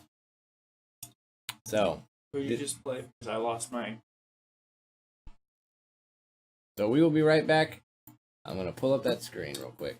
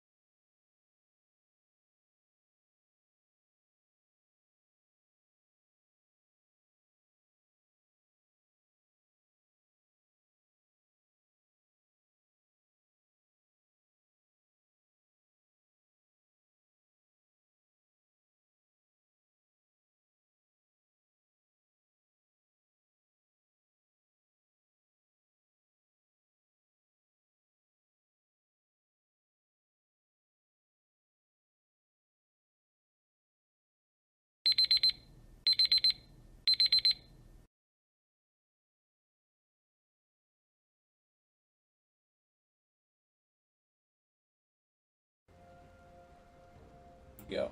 All right, so the camera is jacking up again, so we're just gonna hop in the game. But I will say, Nick had to leave, so in his place I have my buddy Garrett. But without further ado, we are going to just hop into this game. If I can find the scene that I'm looking for. All right, in this game we got Pizza Lords versus the Outsiders. Okay. So on the blue side, We have Randall as Alistar going for support. We have the Webs running Kane in jungle. Swerve Lord Galio looks like top lane. Then we have Knucklenar running Tristana down in bot lane, followed by Brinty Spears as Ari in mid. that is totally not a play on Britney Spears. No, no, no. Totally not. Totally not. And then on the sides of Pizza Lords. Oh, we got a hook. Yeah, it looks like there's the dredge line lands. Yeah. Followed by a flash out from Kane, it looked like. Yeah, that's it. Yeah, that's Kane's flash down already. Ned Schneebly making the plays early on. Anyway, so over on the side of Pizza Lords, we have Triditar in the top lane. We've got Echo Through Time in jungle. We have Shafty in mid lane with Proshiznitz, my gosh, at 80 carry, playing that Vayne. I'm anxious to see kind of what he can do with that. Then Ned Schneebly, of course, playing that Nautilus. Nautilus is like one of those champions that I personally just love to play. You land a good max range dredge line, oh my gosh. It feels great. It does. I mean, Skill I know personally playing against a Vayne, I dislike it because of how mobile it is. So, you know, it should be a pretty good build. Yeah, should be a fun game to watch. I'm gonna real quickly just reorganize these doohickeys. That one, actually, yeah, there's a perfect. There's a perfect already. Not a lot going on in the top lane. Sorry, not a lot going on so far. Just casual farming. I really don't see the top lane going much anywhere. Galio's gonna push in. He's gonna. I mean, the Gnosis is gonna become a big deal. If he can free stack, he's just gonna become a big deal. Yeah. Then the bot lane just have two hyperscaling 80 carries. But I think Vayne has a little bit more outplay potential than the Tristana. I'm not positive on that. I am not an 80 carry main. Well, something you might be a little bit more familiar with, probably just from seeing it more. Ari versus Karthus. Well, Ari's gonna win. Karth is just gonna be a nuisance with his ultimate. Well, I mean, that's usually how I see that. I've actually not seen Karthus in a competitive game yet, so really? Wow, there's a lot Knucklenar of- is going down a little bit. lots of damage. Trinitar's getting ganked. Oh, See, the Webs and Swerve Lord not gonna be able to really pick it up, just get some damage and pressure him off. But that's really what you want to do. Ooh, Oh. nice charm. Nice charm. But yeah, that's really what you want to do against the Gnosis. You want to pressure him off the lane. You don't necessarily need a gank to work. You just need to get him off the wave. You want him to miss as much. Mostly playing against Gnosis involves CS denial. Lots and lots of CS denial. so it looks like whenever it flipped up to top, we actually missed it, but Triz, Knucklenar, burned his flash, and it's on cooldown. Huh. Yeah, he was getting pretty low down there right before the cameras panned over. My bad. So don't know what happened down there, but yeah, his flash is down. So I wonder if we're gonna see a potential play from Echo Through Time down on that bottom side. Well, it would make sense because because Red, I don't remember the name, PLR, actually is running double teleport, so that would actually be beneficial to pop try to secure that first turret. Yeah, if they can make a play and secure the first turn, that would be ideal. But I think you want to get your some chip damage. But here comes That is the completely Webs. true. Oh, getting Nautilus. Yeah, we've seen that Randall headbutt him back in. There's Oh, there's Randall. knock up. The rocket First jump. blood. Good job on that side. Exhausted the vein. First Oh, hit that to run. damage. Good lord, I can't talk. Good gank down on bottom lane from the Webs. Outsiders getting first blood. That is good. But let's see. Yeah, if you haven't noticed yet, this is going to be very lacking in play-by-play. I don't know how to play-by-play. Garrett doesn't know how to play-by-play. We're more or less here to talk about what's going on and to pretend like we know it. Yeah. I'm actually just filling in for Nick. I'm pretty new to this. So. He's new to the game, new to the casting, new to the life. I'm just new to the casting. I just bad at the game. But, yeah. See, let's take a look at the CS leads and see how they're panning out. You see a 12 CS lead.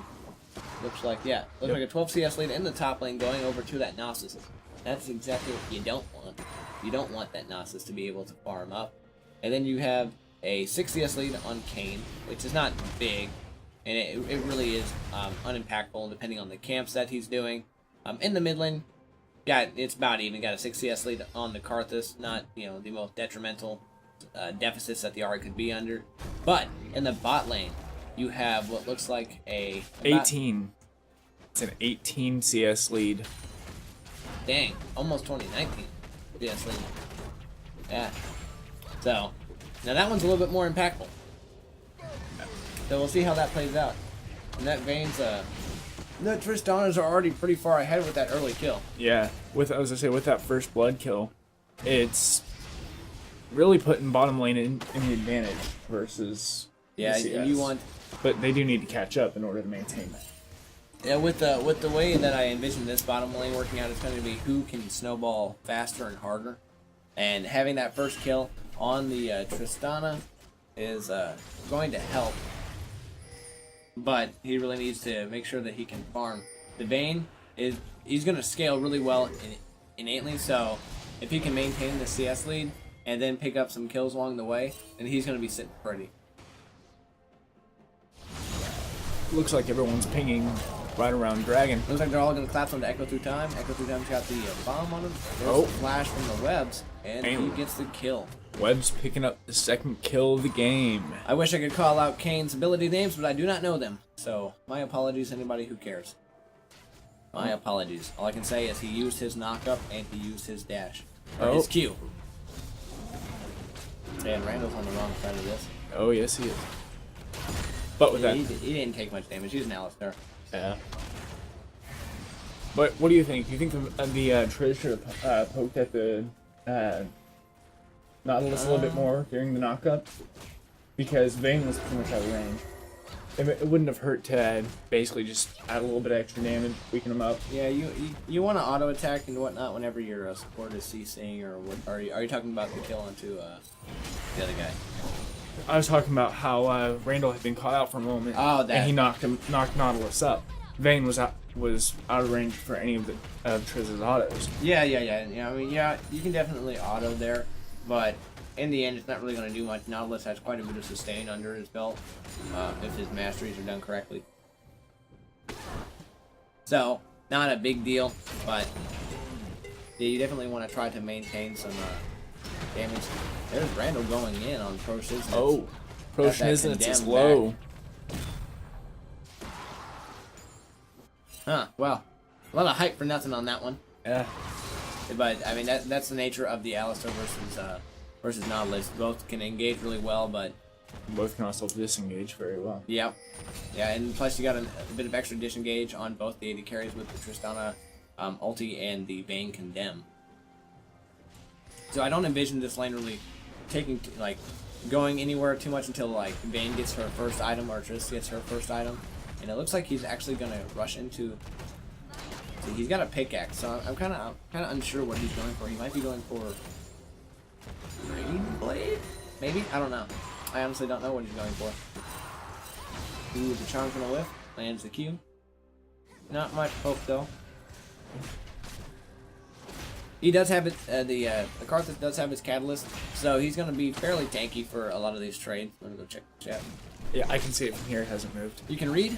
No, I can't read it. I know what I posted last. I know where it's at. I was about to say your eyesight is a shit ton better than mine. I just know the location of it. Yeah, lots of chip damage going on to that mid lane tower from the Ahri. He's getting a lot of free time with it. I don't think he's gonna drop below half, but still quite a bit of damage onto both top and bottom. Just that pressure that they can do. Nasus trying to stack up his Qs. And it looks like they're pretty much letting him stack it. With that CS lead, if he's popping it all right. Oh, there's a knockup. I don't think It was a mine. Q. He definitely procced his Q, but I think he missed it. Well, it knocked Nautilus up for a second. Not Yeah. Nautilus. Nasus. Yeah. Nautilus, Nasus. Oh yeah. Names. Yep. But it looks like Nasus still has the CS advantage. Looks like it's a Yes, he nice does. 21 CS advantage in that one. So Warwick, it looks like, has built Tiamat. Yep, he's doing that to increase his early jungle clear. I think he's gonna rush Titanic Hydra before he even finishes a jungle item, because he hasn't gone into his second. So there's suppression. And there's Oh, the Randall, down. will he get it? He headbutted back. Ari throws charm. Doesn't. Charm whiffs. Yep. Where's the Dredge line? Oh, no. There's Oh. the Warwick Q, and he's running straight into that Nasus. Nasus gonna pick him up with the Q. And it looks like the webs is on the wrong side of this. He's gonna ulti the Warwick.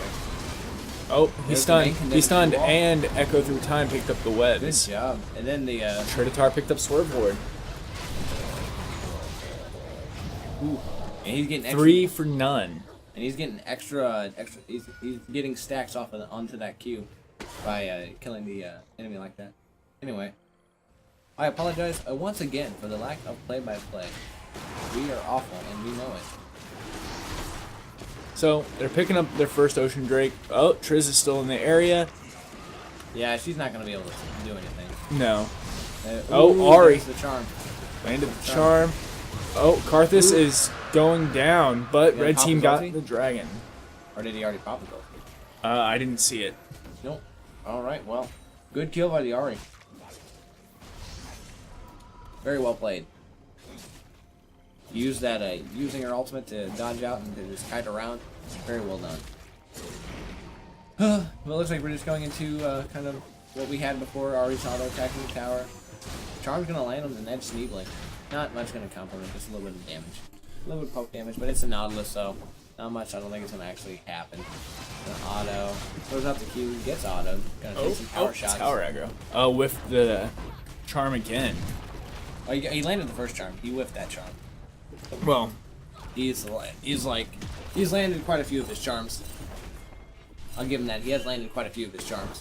and Vayne is back. And this Vayne is 0, and 3. She's gonna eventually start picking up a lot of these kills. She's got the two. She's building into her Bork. Really good item for most AD carries. Once I can speak again, we will be in business. And the Tristana went into a BF sword. Yep. To go alongside her pickaxe. This is building a lot of raw AD damage. Curious. I'm trying to remember what item that builds into. I know I used to build it on. I know there's a couple of those setups that run for my old Simber builds, but those are old. Yeah, I don't know. I honestly don't know what he's going for with the pickaxe. The BF sword can be virtually anything. There's the headbutt from the Alistair. Dredge line's gonna miss. Oh. Condemn into the wall. There's the knockup, and there's the kill for the Vayne. Pro Shiznitz Shiznitz. gets the kill. And now they're gonna chase down this Alistair. I wonder if it is. I'm not sure what the cooldown is. Ooh, there's suppression on Fiari. He's gonna ulti out. Ooh, Ooh. lands the charm. Oh, they're going for this dive. Headbutts him out, but Oh, he Randall's does not like looking minion. good. Good condemn, good kill. Ned Sneebly just tanking up that tower. Yep. Pro Very well Shiznitz gets the kill. Oh, that's an extra Oh, tower really shot he didn't close. want. Really close. He definitely didn't want to tank that extra one. No. But whatever, they got the double. They got the 2 kills. So what do you think would be next? Personally, I think they should try to put. PLR should push for bottom tower. It's the most open at the moment. I agree. I think they definitely should go for that. Looks like Swerve's gonna get. He got the Wither dropped onto him, but a lot gonna come out of that top lane. I don't foresee any, solo kills in the foreseeable future. Oh. Ooh, nice charm. And that charm did a good chunk of damage with Yeah. everything he threw. Yeah, with the Thunderlord proc on top of it, yeah. Very nice. That mid lane tower is going to go down fairly soon on the side of the Outsiders. Yeah.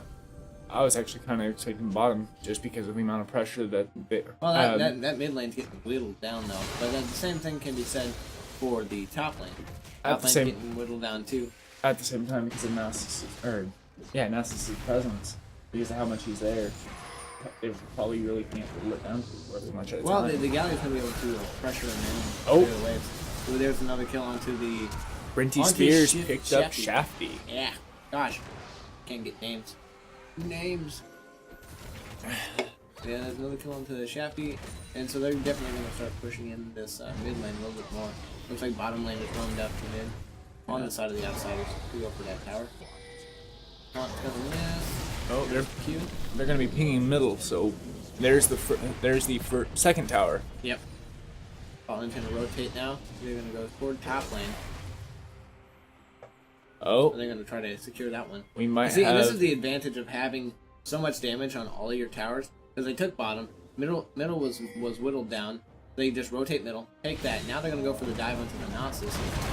Oh, but the headbutt knocks him out of the charm. Doesn't matter. They picked it up. They picked up the kill on the dive. Alistair's tanking up the tower. They're gonna get the tower. Hopefully, yeah, hit it. Okay. There's the tower. And then now the disengage. Yep. Very well played. Here comes Echo Two Time. Gonna run in and what? Oh. Wow, that's some interesting Kane interactions there. He just kind of stayed in the wall. Stayed in the wall, poked, Threw and a then got knock up out. and then stayed in the wall and left on the other side. Interesting stuff. Interesting stuff on the side of Kane. So, at this point, what do you think outsiders should do?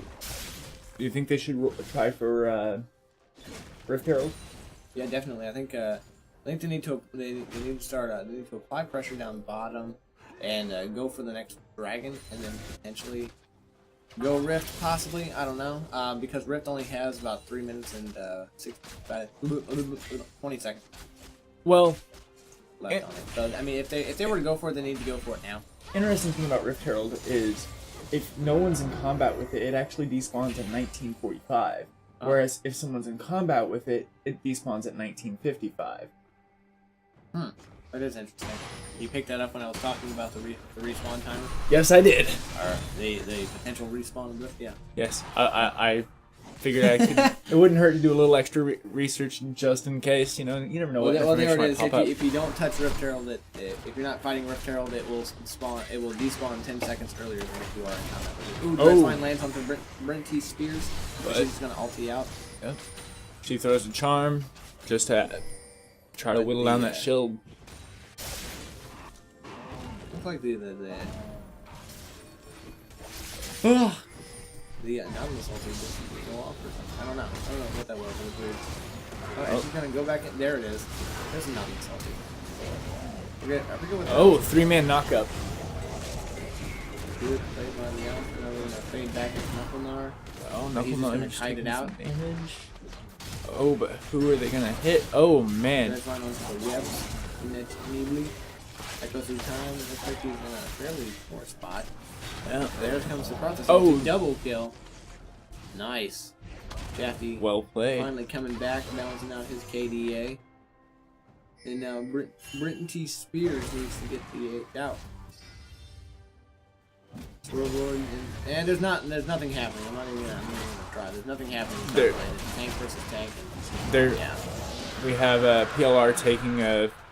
Was that a fire drake? that was Ocean. Ocean? That's another ocean. It's Ocean and they have air. Air and Ocean.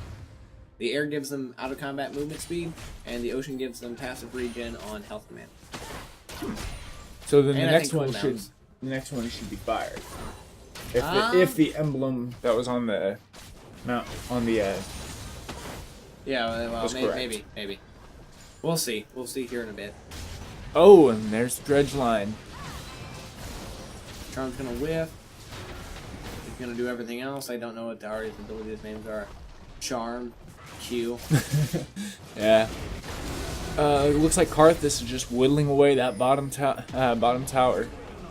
Yeah. That Karthus split push. Look at those autos. Look at those autos. Oh yeah. Predator got the tower in the top lane.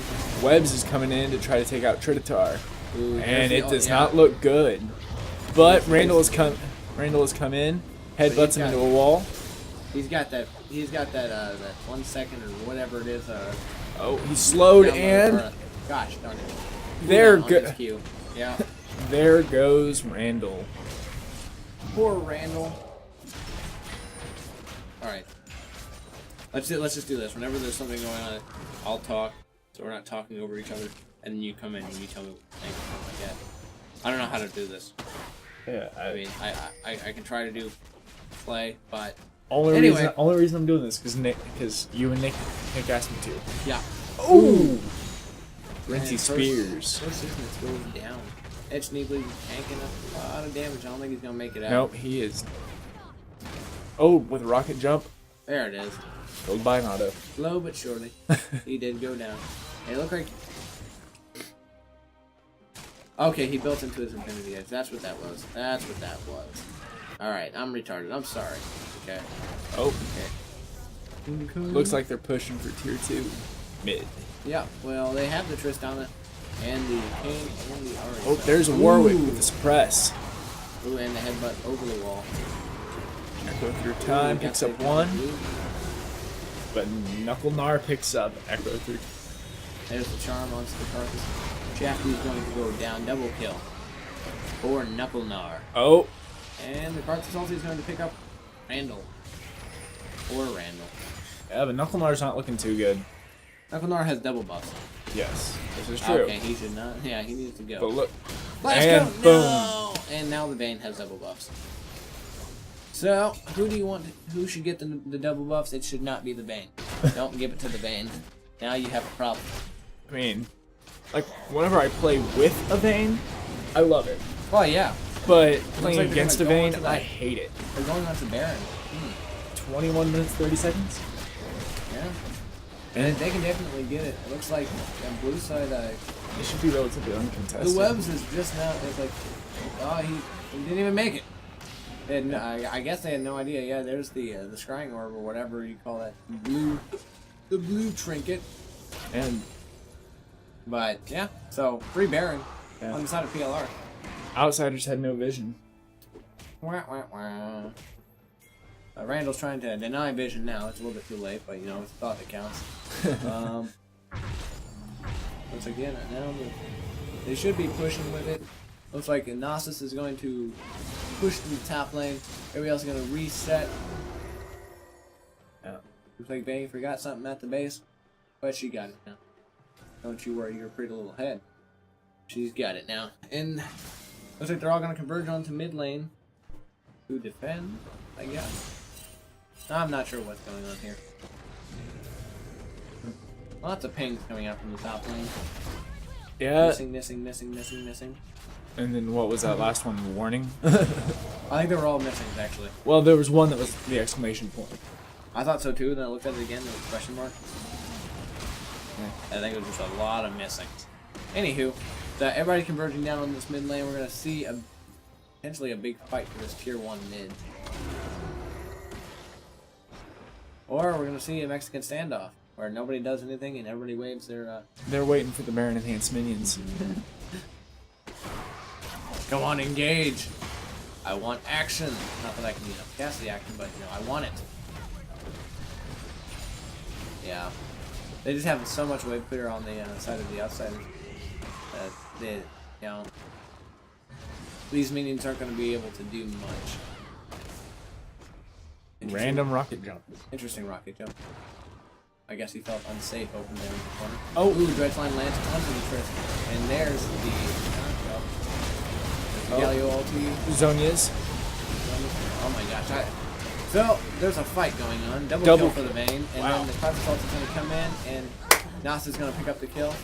And then there's the Vayne. Look at that damage. Quadra kill. Nice. Followed by the ace. Nice. And that Vayne has move up. Looks like they're going to push in for that. I think they go for the inhibitor here. Maybe. I mean, how long is that time? So it looks like Randall's coming back up in 6 seconds. if I'm not they sure if they can get much more off of it, but they still have. they Baron. might be able to get. Yeah, they're gonna go ahead and back off. Probably a wise decision. Back off, push up another lane. Looks like they're gonna rotate down toward bottom. Possibly steal the red. Yeah, steal the red. Because why not? Well, definitely, you're gonna give it to the Vayne. Now Vayne has double buffs again. Gonna blast count over, and they're gonna take that Infernal Break again from earlier. And yeah, definitely they've had solid dragon control for the majority of this game. As well, all 3 of this- dragons to none. 3 for 3. They're doing solid. And they got, looks like they got that second tier bottom. Not sure if it was down already or not, but they got it. They got it. No, yeah, it wasn't down. They just got it. So yeah. I was just saying I didn't see it. Got that tower. Good job. Good work. And now you got Carthus put up in the top lane. Probably trying to just gather up that extra CS. That way you can build more Oh, you want to items. push out the lanes. You want to get the lanes into a pushing position. So if you go to another lane, you have to set up for a collapse, so you can collapse onto it and take the tower or whatever. So you want to position the lane in such a way that it, you don't have to go back and catch the wave and push it up. You want it to either slow push or, But my point being, random knocked up. My point being was having Carthus push the wave versus anyone else. I mean, certainly Vayne could help push that wave a lot faster. He However, was down bottom at the time. What happened with Carthus was he was either back or he was just already closer, so he just went. All the lane assignments for that is just who's closer, which carry is closer at that time, because I think Vayne was down toward the bottom. I know she was taking part in taking that Infernal break, so if the wave is pushing in, she would not be the most ideal person to go and deal with. Whoever has free time, which at the time was Carthus. at the same time, it's really good for him because that Well, yeah. helps rack up his CS, Yep. which and then he's gets him only- more items. He's only down by 13. 13. Yeah, so not doing too bad. Vayne got a pretty steady lead going on there. Got about a 12, 13, 9, 11, something like that. Then top lane, yeah, you got a steady 11. CS lead for the Gnosis over that Galio.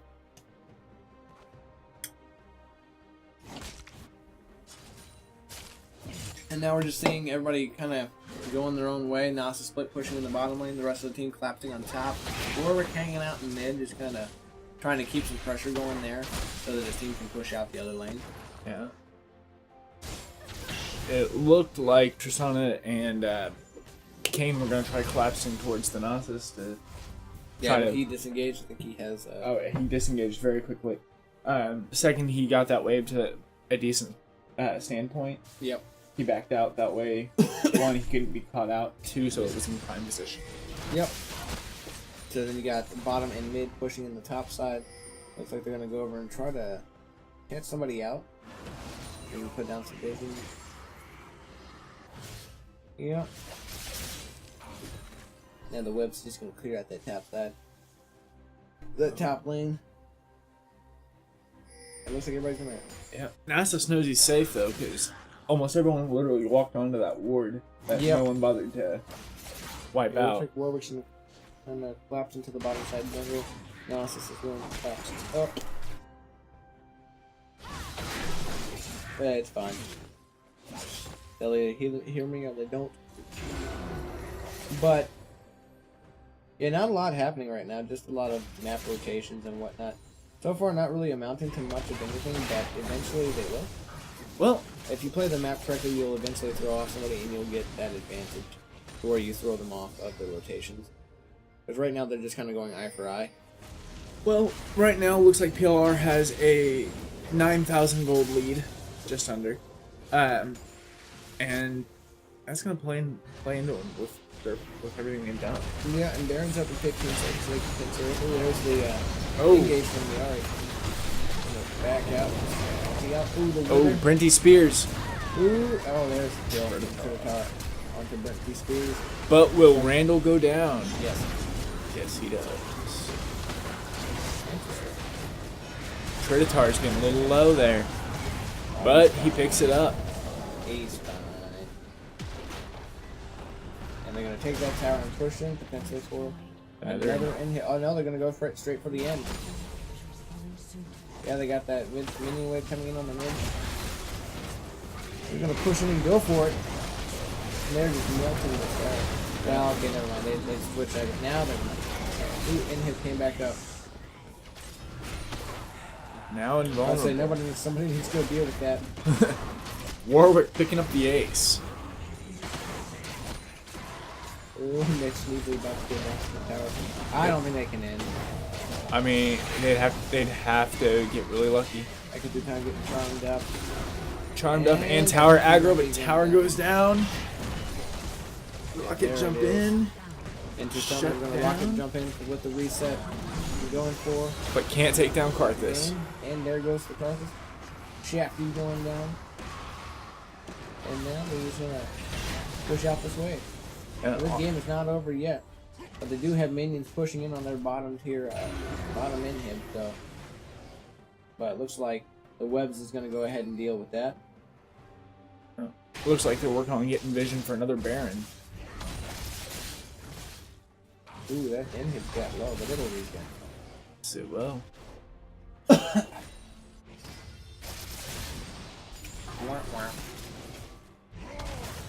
Kind of glad that this is the one that I got stuck past him. Right, cause not a lot. Everything's happening in spurts, like big bursts. Yeah. Like there's a lot of kills, but it's all just happening at once. And then there's a lot of dead time.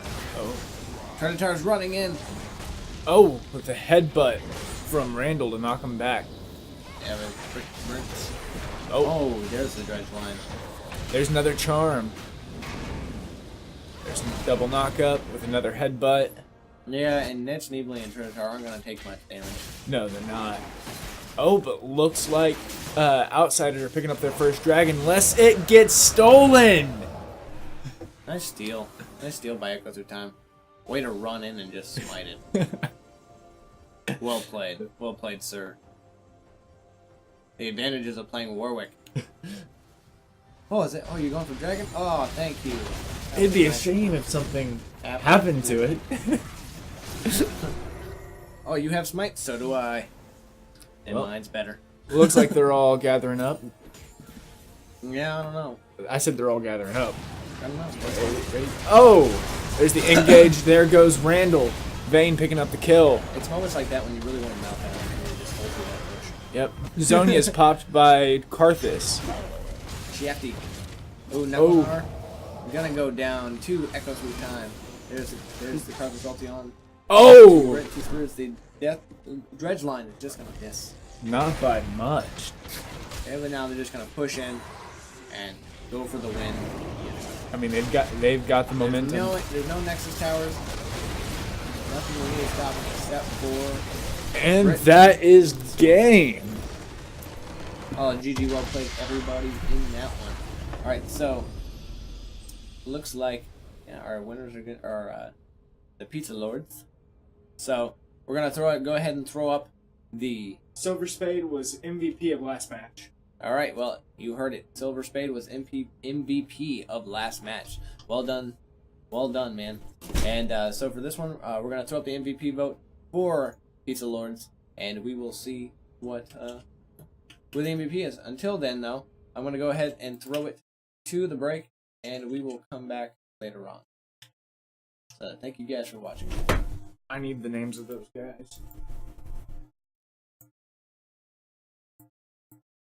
Uno momento.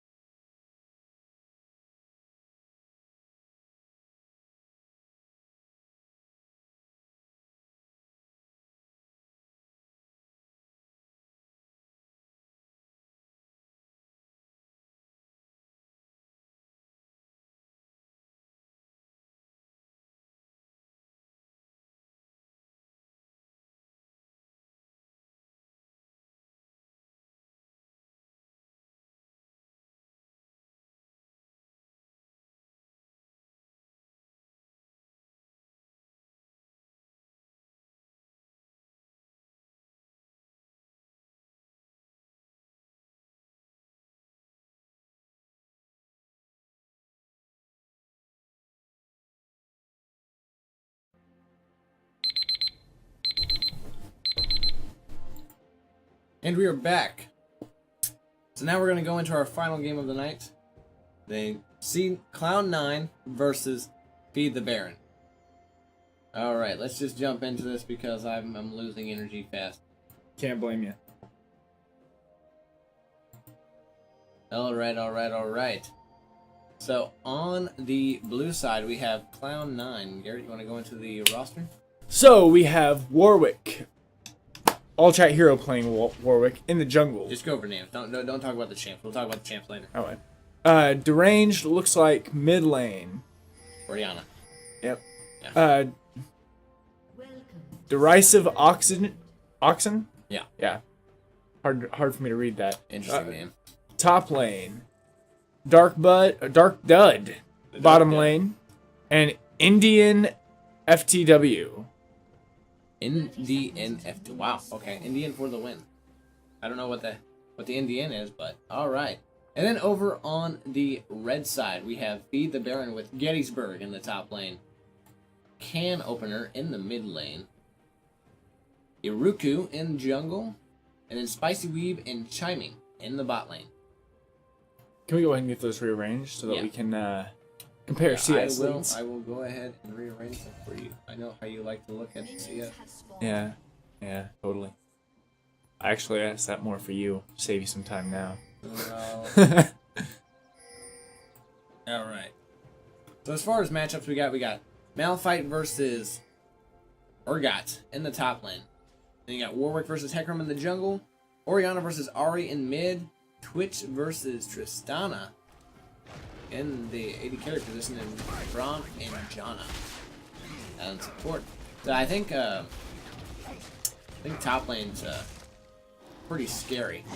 That it is. Pretty scary for the Malphite, unfortunately. I think once he can get some items, he'll be fine. But I think early on, it's definitely going to fall in favor of the Urgot, being that he has that ranged poke, ranged harass. So, based on just the team comps, who do you think is gonna? Because this is gonna go. It's gonna go one of two ways. Well, you don't say. I don't think a draw is possible. You'd be surprised. So, Lots of early damage on that Oriana. well, based on team comp, I want to say that Cloud9, based just on team comp, I think they're gonna end up pulling it out. I think they're gonna end up putting it back in because I think I think Feed the Baron actually won on the whole draft phase. I think Durain's gonna take quite a bit of damage. Canoper getting that Thunderlord proc, excellent trading. Both are down pretty low. Yeah, you get to see that information. I don't, because I don't really take a look for it, so I don't know how it all turns out. I don't know how it turns out either. Well, I mean, we don't know how this one turns out. That's for sure. Well, I'm just saying, like, as far as comps go, I think that Feed the Baron actually kind of won out. The Twitch is excellent in the late game, super late game. I think Tristana has a little bit better scaling into the mid. Oh, But there's that trading from the Urgot that I was talking about. Yeah, definitely gonna win out on a lot of those early trades. Ooh, the flash. Flash for flash from All Chat Hero and Can Opener. Yeah. Very nice jungler for mid lane is definitely not a bad trade. Especially when you're Warwick, and once you hit 6, you can just jump on. And if you get rid of their flash, you just go straight back after you hit 6. Potentially, you can just get them again. yeah. But at that point in time, Ari's probably going to be 6, and she can probably just multi out. But not bad. Not bad at all. But yeah, again, I think that as far as scaling goes, scaling and overall play, I think red side, Feed the Baron has got it. They have the Hecarim. That's my consensus for that. They have the Hecarim. Well, I mean, I'm an unranked player. As I have that, not he's like- seen.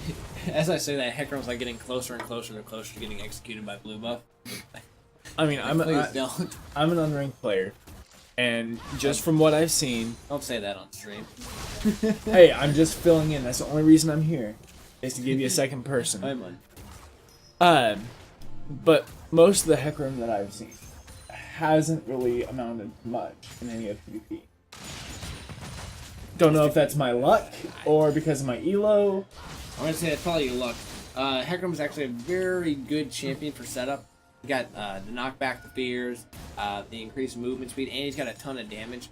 A lot of really good Hecarims what they'll do is they'll rush into Eternity Force, then build their jungle item, and so they'll become really tanky and really damaged. Like they'll have a lot of damage, and they're just incredibly hard to deal with. Incredibly hard to deal with. He's got a lot of sustain. He's got a lot of stuff, and just a ton of overall damage. He's a great champ if he can be played right. I remember back in season 4 or 5, I can't remember which one. I was watching Samsung. There's nothing going to amount from that, but I was watching Samsung play, and it was back when Samsung Blue and White were things. So I think it was season 4. Ooh, there it is. See that jump? That was a beautiful jump.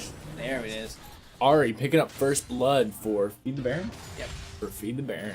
Well, very well done. Nothing. But, yeah, back in the day, I think it was season 4, Samsung Blue, I was watching Cuvée. No, Samsung Galaxy. Samsung Galaxy, not Samsung Blue. That was season 3. Not sure. Correct me in the chat, I guess, on which season Samsung Galaxy was in. This was not when they played in the Worlds. Fine. This was before that. This was quite a bit before that. So it was either season 4 or season 5. But Cuvée played a lot of Hecarim in the top lane. Actually got me started on playing him. You run Ghost Teleport. It was actually really fun. Now, I was not the greatest at it, but got Hecarim to Master level 5, I think, and I just dropped it whenever he fell off. Yeah. But looks like Derisive Oxen took some damage. He's rebuilding it, looks like, with a shield.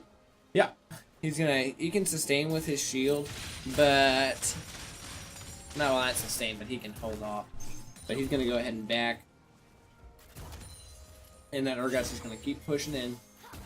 And you can definitely see it in the CS lead. You got a 20 CS deficit for Derisive Oxen in that top lane. Pretty even as far as the jungle goes, because the actual number varies depending on what camp. Brains are you run up to the top lane just to throw a ball.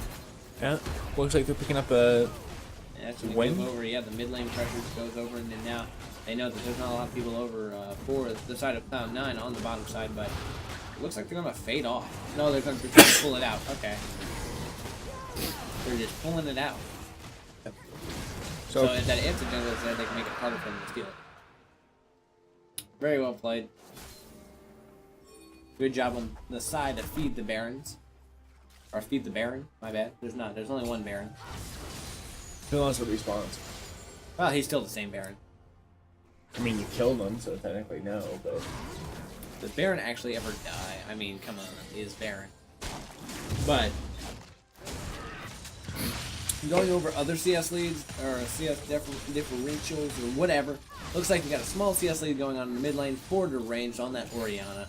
And then on the bottom lane, a very small CS lead, looks like about 10 on the side of the Dark Dud on Twitch. I've never seen Ben play Twitch, so not positive how this is going to work out for him. I imagine that he's probably fairly good at it, but I mean, Gold Cap. He's gonna definitely be better than me at it. You're not wrong there. You're not wrong there. Ben's a very versatile player. He can play a lot of things. He was the support for our old team, Thunder Buddies for Life last season. He's a heck of a nice guy, and he's very, very good at playing a lot of stuff. Oh, there's a flash for the very in-game. nice. There's a knock-up from Jana. Very nice. Doesn't look like they're gonna get much for it. No. Wait, there it is. The Dark Dud There it slays Spicy Weed. That was a really nice. The Twitch walks in incognito with the ball on him, flashes behind for the Orianna Shockwave. That was really, really interesting. Really well played. They did wind up making it worth by getting that kill, but it looked like for a second there it was almost about to elude them. Yeah. So they're definitely very close. I don't know this, but was Triz's rocket jump on cooldown? Because I think she used it. Yeah. She only gets a reset. Yeah, she used it to get from behind him to in front of him. But, yeah, and her flash was down, it looks like. Yeah. Oh, she may have just flashed. I'm not sure. But regardless, it was very close. Very, very close. But and it looks like the range making a lot of them roam plays. Scott being I've seen him play so many different champions, or it's like so many different roles. Like I cast one game where he was playing Jinx AD carry, and then this one game prior to this one where he was playing mid. Then he was our jungler all last split. He's definitely another one of those players that has a lot of stuff going on that he can do a lot of things. Oh, there's the knock-up. There he is again, but with that roam. Away. Yeah, the locking down the Urgots takes a little bit. I think the Malphite ulted just a tidbit too early. Didn't give his team enough time to collapse. So Gettysburg could just kind of dash out. And he's going to go right back in and start trading again. And it's not going to amount to much. Oh, trying to catch Hecarim, but it turns around. Oh, nice kill. Can opener's going to try to ulti out. Successfully. Look like that was a play initiated by the Ahri and the Hecarim, but then turned around by Deranged and an all-chat hero. Yeah.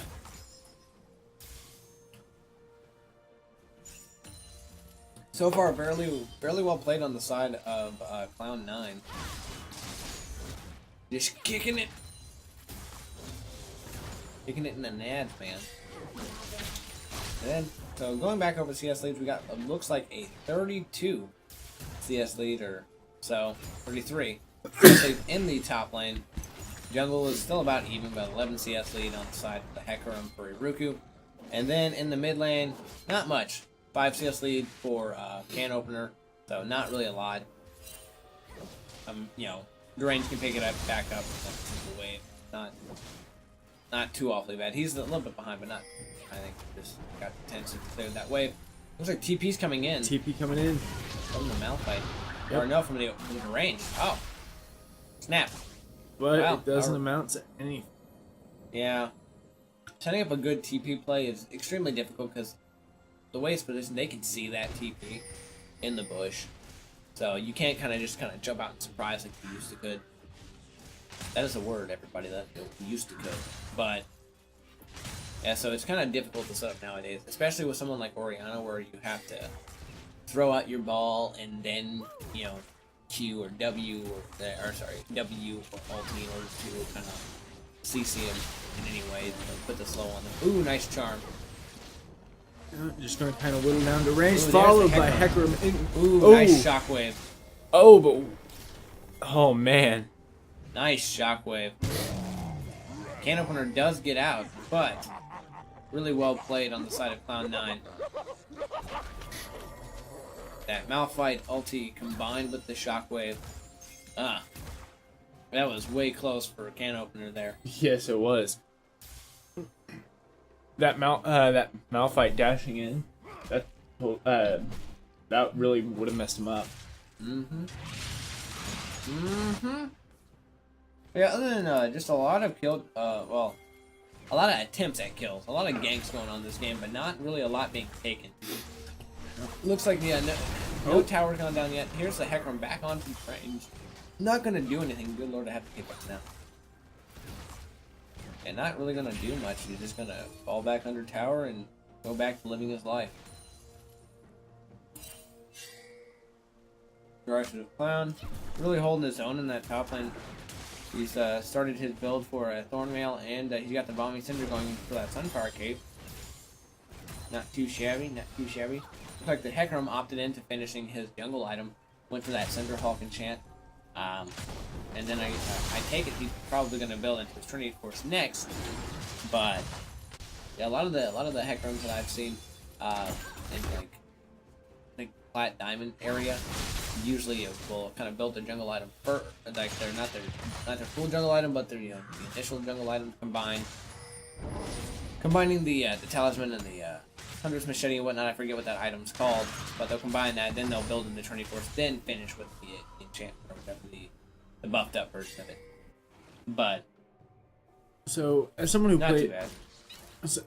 plays Janna, it seems to me that this Janna is playing relatively passively.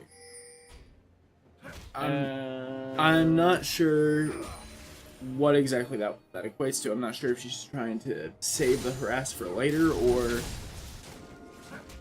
if she's just not trying to harass as much in general. Well, if we'd seen more of the bot lane,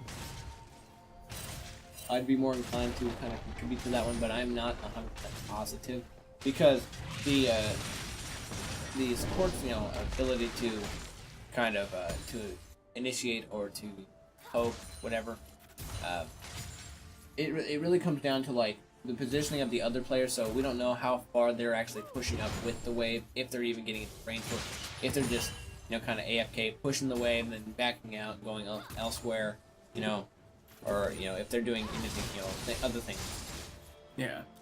Looks like we do have something getting set up for in the bot lane. Yeah, because All Chat Hero was down there. But it looks like him and NDNFT W. NDNFT. Gosh, make your name a name, man. But looks like they're both back. Oh no, he didn't back. Never mind. He was just backing to look cool, I guess. I don't know. 16 minutes in, not a lot's happened. 2 kills to 1. No tower gone down. Only about 800 gold lead for the side of Feed the Baron. I think 90% of that is involved with CS. And that Drake didn't hurt him. Yeah, definitely not. Looks like they are setting up for vision for the next Drake. Or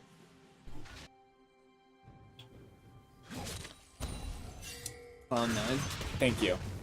Cannot. C9. Just say C9. Yeah. Problem is I can't. Yeah. I forget about that. They don't have the little team logo like everyone else does. Yeah, they don't, do they? No. It throws me off. Oh! All Chat Hero caught out and melted. You said you wanted to see the Jana do more. Do you see that? Yeah. Oh, and down goes can opener. Looks like they're going to engage this. Dark Dead picking up the Jana, chiming. Drain getting the kill onto the Ryukyu. And now it looks like Getty's going to go down. Dude, derisive oxen. Very nice. Looks like they're going to converge onto this dragon, this mountain dragon. This will be their first dragon of the game. Well, with no one to really contest it, it's quite simply a free one. What the heck? Everybody pulled off and it's like, oh, well, Brom can take it. Like, well, even the Brawl pull was like, is somebody gonna hit that? Somebody needs to hit that. Brawl boot. Anyway, so yeah. First dragon of the game for Clown 9. Gonna be that mountain dragon. But looks like first tower did go over to Feed the Baron. I was not thinking that. Looks like it was happening during the fight. But went over to Gettysburg on that Urgot. Looks like top lane. Yep, top Yeah. lane. And now looks like they're gonna follow it up with mid-tier 1. Yep, going to Tristana. And now they're pinging on to Baron. I'm not sure if they're gonna start it and go for it, or if they're just gonna. It's Rift Herald right now. Oh, is it Rift Arrow? Still Rift Herald. Yeah, 2 minutes, a minute. Basically a minute. So, my bad. They should My get mind's this. ahead. They should get this relatively easily, but they are being collapsed upon. And it does go over to the red side. Looks like All Chat Hero's gonna get caught out in the middle of the pit. He's gonna go down to Spicy Weave. And it looks like Ryukyu is just trying to get out. Oh, and there's that spread damage on that Urgot. Yep, Very Gettysburg nice. picks Blocking it up. jump out. Derisive. Oxen looks like he's gonna be going down. Oh, Yeah, to that Urgot ulti. So it looks like red side. So Feed the Baron got ripped and got the kills. yeah. What was that trade? It looks like it was a 3 for 0. 3 for 0 trade. Nice. And now they're going to summon the Rift Arrow in the mid lane and try to go for that second tier tower. The range is really, really low. Yep. Not sure if he can really. There's the charm. Oh, he gets popped. And down goes the second tier turret. Think they can grab 3. I think they can. Looks like they got. There's 2 seconds left. No, they can't. They're really low. If Yeah. that Twitch comes up and spraying plays, they're dead. Yeah, so disengaging there is definitely the most ideal thing they can do. They definitely took out a good chunk of the HP on that tower. But while looks all like- that was going on, the minions actually picked up a tower for Clown 9. So very good for them, I guess. 3 towers to 1 now in favor of Feed the Baron. 6 to 6 in kills. And overall, as far as the gold lead goes, you've got about a 3,000 gold lead in the favor of Feed the Baron. Yep. And still, a lot of that has to do with CS leads. You got a 59 CS lead in top lane for that Urgot. You've got, well, the jungle CS lead doesn't really matter. You got about a 20-ish CS lead, and in mid, what is that? That's actually like 50. yeah, so 15 CS lead in mid. And oh, there's Ben's actually got quite a bit of a CS lead. He's got a 31 CS lead over that Tristana on that Twitch, and Yep. he's 2-0-3. If he can keep scaling, then there's he's gonna be a big problem the later this game goes. All in all, in terms of individual lane goals, there's not too far much difference. But Gettysburg getting knocked down. Ooh, there's the unstoppable force coming in hot. Pick up the kill into Gettysburg. Now they're gonna close in on this tower. Ooh, Charm's gonna land onto Indian FTW. that guy, Braum. I'm just gonna call him Braum. Not even gonna go for the name.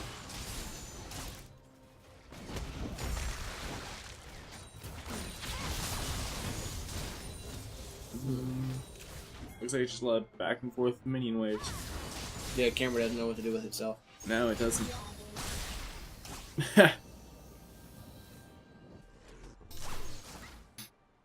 I was actually kind of So hoping that much we would. action. I was actually kind of hoping. Oh! The range is getting picked down, but not enough. Yeah, it is. The bomb's gonna kill him. Nice, well done. Well done from Spicy Weeb. Coming in clutch. Looks like he opted to start with his static shiv first, and now he's building into his Infinity Edge. And he actually got his attack speed boots fairly early too. Looks like Berserker Greaves, that's what they're called. And then Twitch, Ben's got his Berserker Greaves, he's got his finished Blade of the Ruined King, and he's starting to build into his deal item. So it looks like all the while, the Baron's gonna go for this bottom tier 1 tower to finalize their complete control over the tier 1 towers. So static shiv versus building board first. Depends on which AD carry you're going for, what kind of build you're going for. Twitch, you definitely want to have the Blade of the Ruined King for the lifesteal and the kind of the burst. Because with Twitch, you're more of a burst AD carry, more so. Because of that whole, going in biz and popping out and just ha ha ha ha deal. Triss, while she does work really well with Bork, I think she's a ton better with building crit. Especially with a weapon like with an item like static shiv, helps her with her wave clear, which means more CS in the long run. Yep. And I'm not 100% positive why the Vork Runan build fell off on her, but I know that something happened, blah blah blah, something happened, and now it's just bad on her. So everybody's building crit again. Not a lot I can really say on that. Like I say, I'm not an AD carry main, so I do know that whenever I play Trist, I do still typically build the Bork. Oh, they're standing right on top of that ward. Oh, there it goes. Ha. Cancel out. But I do know I build the Bork build still just because I think it's more fun. But I don't play AD carry competitively or in rank or anything like that. So And Rift Scuttler, who does it go to? Couldn't tell. it went to blue side. So it Blue? went to Clown 9. Oh, but red team steals the dragon. But at what cost? Well, At what cost? there goes the Hecarim. There goes Spicy was going down. Ooh. Gettysburg. Shockwave. Gettysburg gets the shutdown. Canoper's gonna get out. Looks like Gettysburg's gonna Kind of chill on the backside there. Like, oh, he missed his flash. Oh, the Rise of Oxen flashed after him. Yep. Rise of Oxen picking up the kill on Gettysburg. So nice. That was a 3 for 3. Or 3 for 4. Yep, 3 for 4. 3 for 4 trade in favor of Cloud9. But they did lose out on that dragon, which is unfortunate. It looks like it was another mountain drake. Yep. Which that would help with their ability to take these towers. But they are going to take the tier 1 tower in mid, trying to catch back up on that tower deficit that they're under. It's 4 towers to 2 now. They still have to get that top tier 1, and then start pushing for the second tier towers. But all in all, they are not like insanely far behind. They are definitely still in this. They have a 1 kill advantage, but they are behind by about 2,000 gold now. Yeah, it's really close in terms of gold kills. Yep. I mean, even battle participation. There's looks like we're approaching the Flame Horizon in the top lane. We've got an 85 CS lead going on for the Urgot, and then in mid, still about 10 CS lead. Good lord, if you ever can't open it. Oh, there's a rocket jump on. But it doesn't amount to anything. But it pushes them off while they work on Baron. I'm curious about the spell. Is All-Chat here going to try to steal? Look like he's really low. Oh, Range was thinking about it. And now he's going through. Alright, that was some miscommunication. They definitely should have disengaged after the initial, thought of going in got, kind of canned. But yeah, 2 for 0 in that trade. Plus now they have Baron enhanced minions moving up. Yep. So they're definitely going to push in for this inhib tower. I definitely think they're going to get it. Oh, easily. They should grab inhib without an issue. Ekrum's going to go to that top side and start pushing it that way, but looks like all the rest of the team looks like Spicy Weave and Can Opener are going to go down bottom. Steal that red. Yeah. That Jaina looked like they were so left out for a second. I wanted to take the blast cone too. But, yep, definitely they're going to head down to bottom side, push in that lane, try to get that second tier bottom. They're taking vision superiority right now. Going through, wiping out all the wards that Cloud9 has. Yep. You're going to definitely see that once somebody establishes map control, they're going to go down and they're going to go and start clearing vision and trying to secure vision for themselves. And that's what puts you in the position to where you can push really effectively. Because you should always have the inside track on the enemy team. But looks like Hecarim didn't want to push that wave up too far. No, they sent Derisive Oxen in to defend, so not much to be done in that sense. In that situation. Or they're gonna go ahead and steal Cloud9 blue. Or Scott, not gonna get a blue again. Giving it over to Urgot. Yeah. Well, clear this wave. And then they're gonna walk this way. So just right now, lots of map rotations, not a lot of kills going on for the moment. I wonder if we're gonna see a dive here. No, it looks like they're just gonna have the minion push the path. There goes Urgot. Gonna do a little bit of poking. Got the Rise of Oxen going in for that ulti onto capacity. Then, but Dark Dud's getting knocked around. Oh, Uruku slain Dark Dud. The Deranged picks up the kill on Uruku. There's a charm. There's dash in. Spicy Weave slain All-Chat Hero. I think All-Chat Hero probably shouldn't have dove that far into that baroned up minion wave. No. But whatever. That turned around a 4 for 1. That was. Yep, so 4 for 1 in favor of Feed the Baron. Now they're going to push in and get this second inhib, it looks like. Now, I wonder if they can push the end. Because they have at least 15 seconds. Is Braum. Yeah, all they have is supports. Like, it looks like they still have Baron They have some supers down there, right? Maybe? Yes. Yes, they do. Alright, I'm not crazy. And it looks like they are going to push to end the game. So, Feed the Baron takes it over Cloud9. Alright, so we're going to go ahead and post the MVP vote for this game, for Feed the Baron. And just by looking at it. Pro Shiznitz, MVP last game. Alright, Pro Shiznitz, nice job on that vein. Right? Yeah, it was vein. Yep. Nice job on the vein, man. Congratulations, MVP. Good lord. I'm losing my ability to talk and I am sorry. But I'm going to go ahead and cut the camera. So we got that posted up in the chat, or we're going to have that posted up in the chat here in a moment. While Garrett works on that, let's just take this time to enjoy each other's company. Well, we could just go in the break. We have one more game, don't we? Nope. Oh. Yeah, that was the last game of the night. The other game, unless Alex has texted me, which I will check. I don't think the last game has got. The other game did not get turned in, so we will be unable to stream that one. So unfortunate, but you know it happens.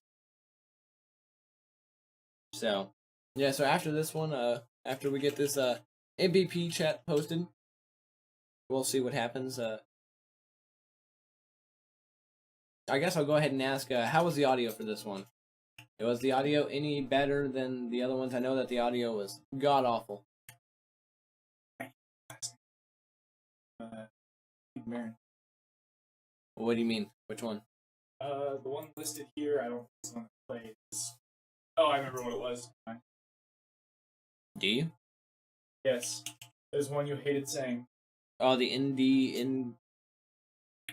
No, wait, that was on, that was somebody else. That was on the side of, Cloud9. For, Feed the Baron, you have Spicy Weeb chiming, Iruku can opener. Iruku, that was one I forgot. Iruku can opener, and Gettysburg. So, while he figures out who you people are. My bad!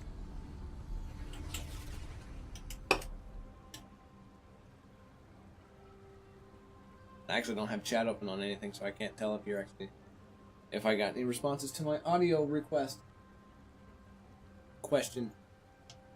But Garrett's getting that MVP vote. I think it actually goes to. I think my MVP for that game has to be Spicy Weeb. I agree, Spicy Weeb.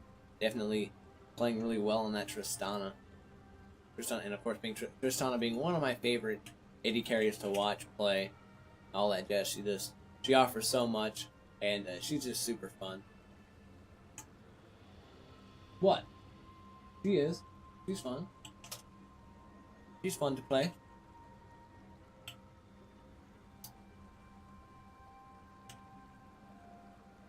I love awkwardly sitting on camera waiting for stuff. I know, it's just a matter of waiting for votes to come in at this point. I'm just waiting. Looking super awkward. I am not Yako Del Taco. I'm the Sutanri. I'm definitely not the Sutanri. I'm not Yako Del Taco, that's for sure. Even Nick's not Yako Del Taco. He's Yako Del Taco on Instagram, but as far as casting goes, he's known as Nick Yako. But, you know, whatever. I'm referring to his ESL days when he actually had a Twitter handle, which he just has not opted to get another. He said that he prefers Instagram. I told him he was crazy, but, you know, that's just me. I don't like Instagram. I have an Instagram, but, you know, I don't use it. So now all we need is for the viewers to vote. Alright, get your MVP votes in so I can go to bed. I mean, sorry. So I can... Wait, what? So I can play Black Desert or Terra. Right? Yeah. I can chill. Maybe watch Futurama. Watch some BoJack Horseman. Or on High School Host Club. Something like that. You know, I do a lot in my free time as far as watching TV shows. Everything except for Game of Thrones. Game of Thrones, I don't want to watch it and watch the chat blow up with hatred. I mean, we're sitting at 5. Well, the 5 viewers are gonna hate my guts. I don't know. Does it count us as a viewer? No, Okay. it actually does not. We are considered editors, so we're more like. We're not. Come on, we need at least one vote within 5 minutes. Someone. Wah, wah. Otherwise, we're just gonna choose who we think should be if no one votes. I mean, I don't know if we can do that, but I mean, I'm sorry, but if no one votes, I that's the don't know MVP, I don't know right? the ruling on that as far as how we determine MVP if nobody votes. I mean, I'll pick one. I mean, I'll pick one. I don't care. I think we already agree on who it is. So personally, yeah. somebody from the team from Feed the Baron, get in here and vote for your MVP. Come on, guys. I'll give you another. 3, 4 minutes. I'll give you till 9:15. I'll give you 5 minutes. 5 minutes, and actually, how long is that wait timer? I'm just gonna throw in the wait timer. Now I'm gonna go ahead and just throw in the wait timer. So when that timer ends, then we're gonna go ahead and just pick one if you haven't voted yet. It is a 5-minute wait timer. Perfect.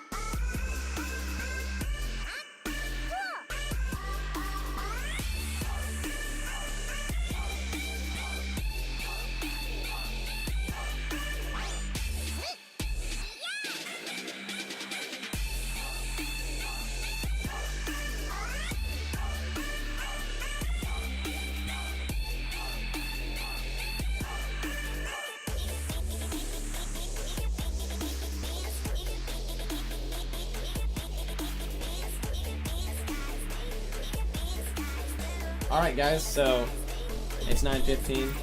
The timer wasn't up on that stream, but it doesn't matter. So the winner of the MVP vote for the last game is going to be Spicy Weave. Congratulations, excellent Tristana play. But that's going to be it for us tonight. I am the Satani, this is my buddy Garrett, and earlier it was Nick. Yeah. So follow Nick at what's his thing? Yaco Del Taco. Yeah, follow him at Yaku Del Taco on Instagram. Alright guys, thank you guys for watching, and we will see you next week maybe. Hopefully, I don't know. Doing it right, you won't see me. We can only hope.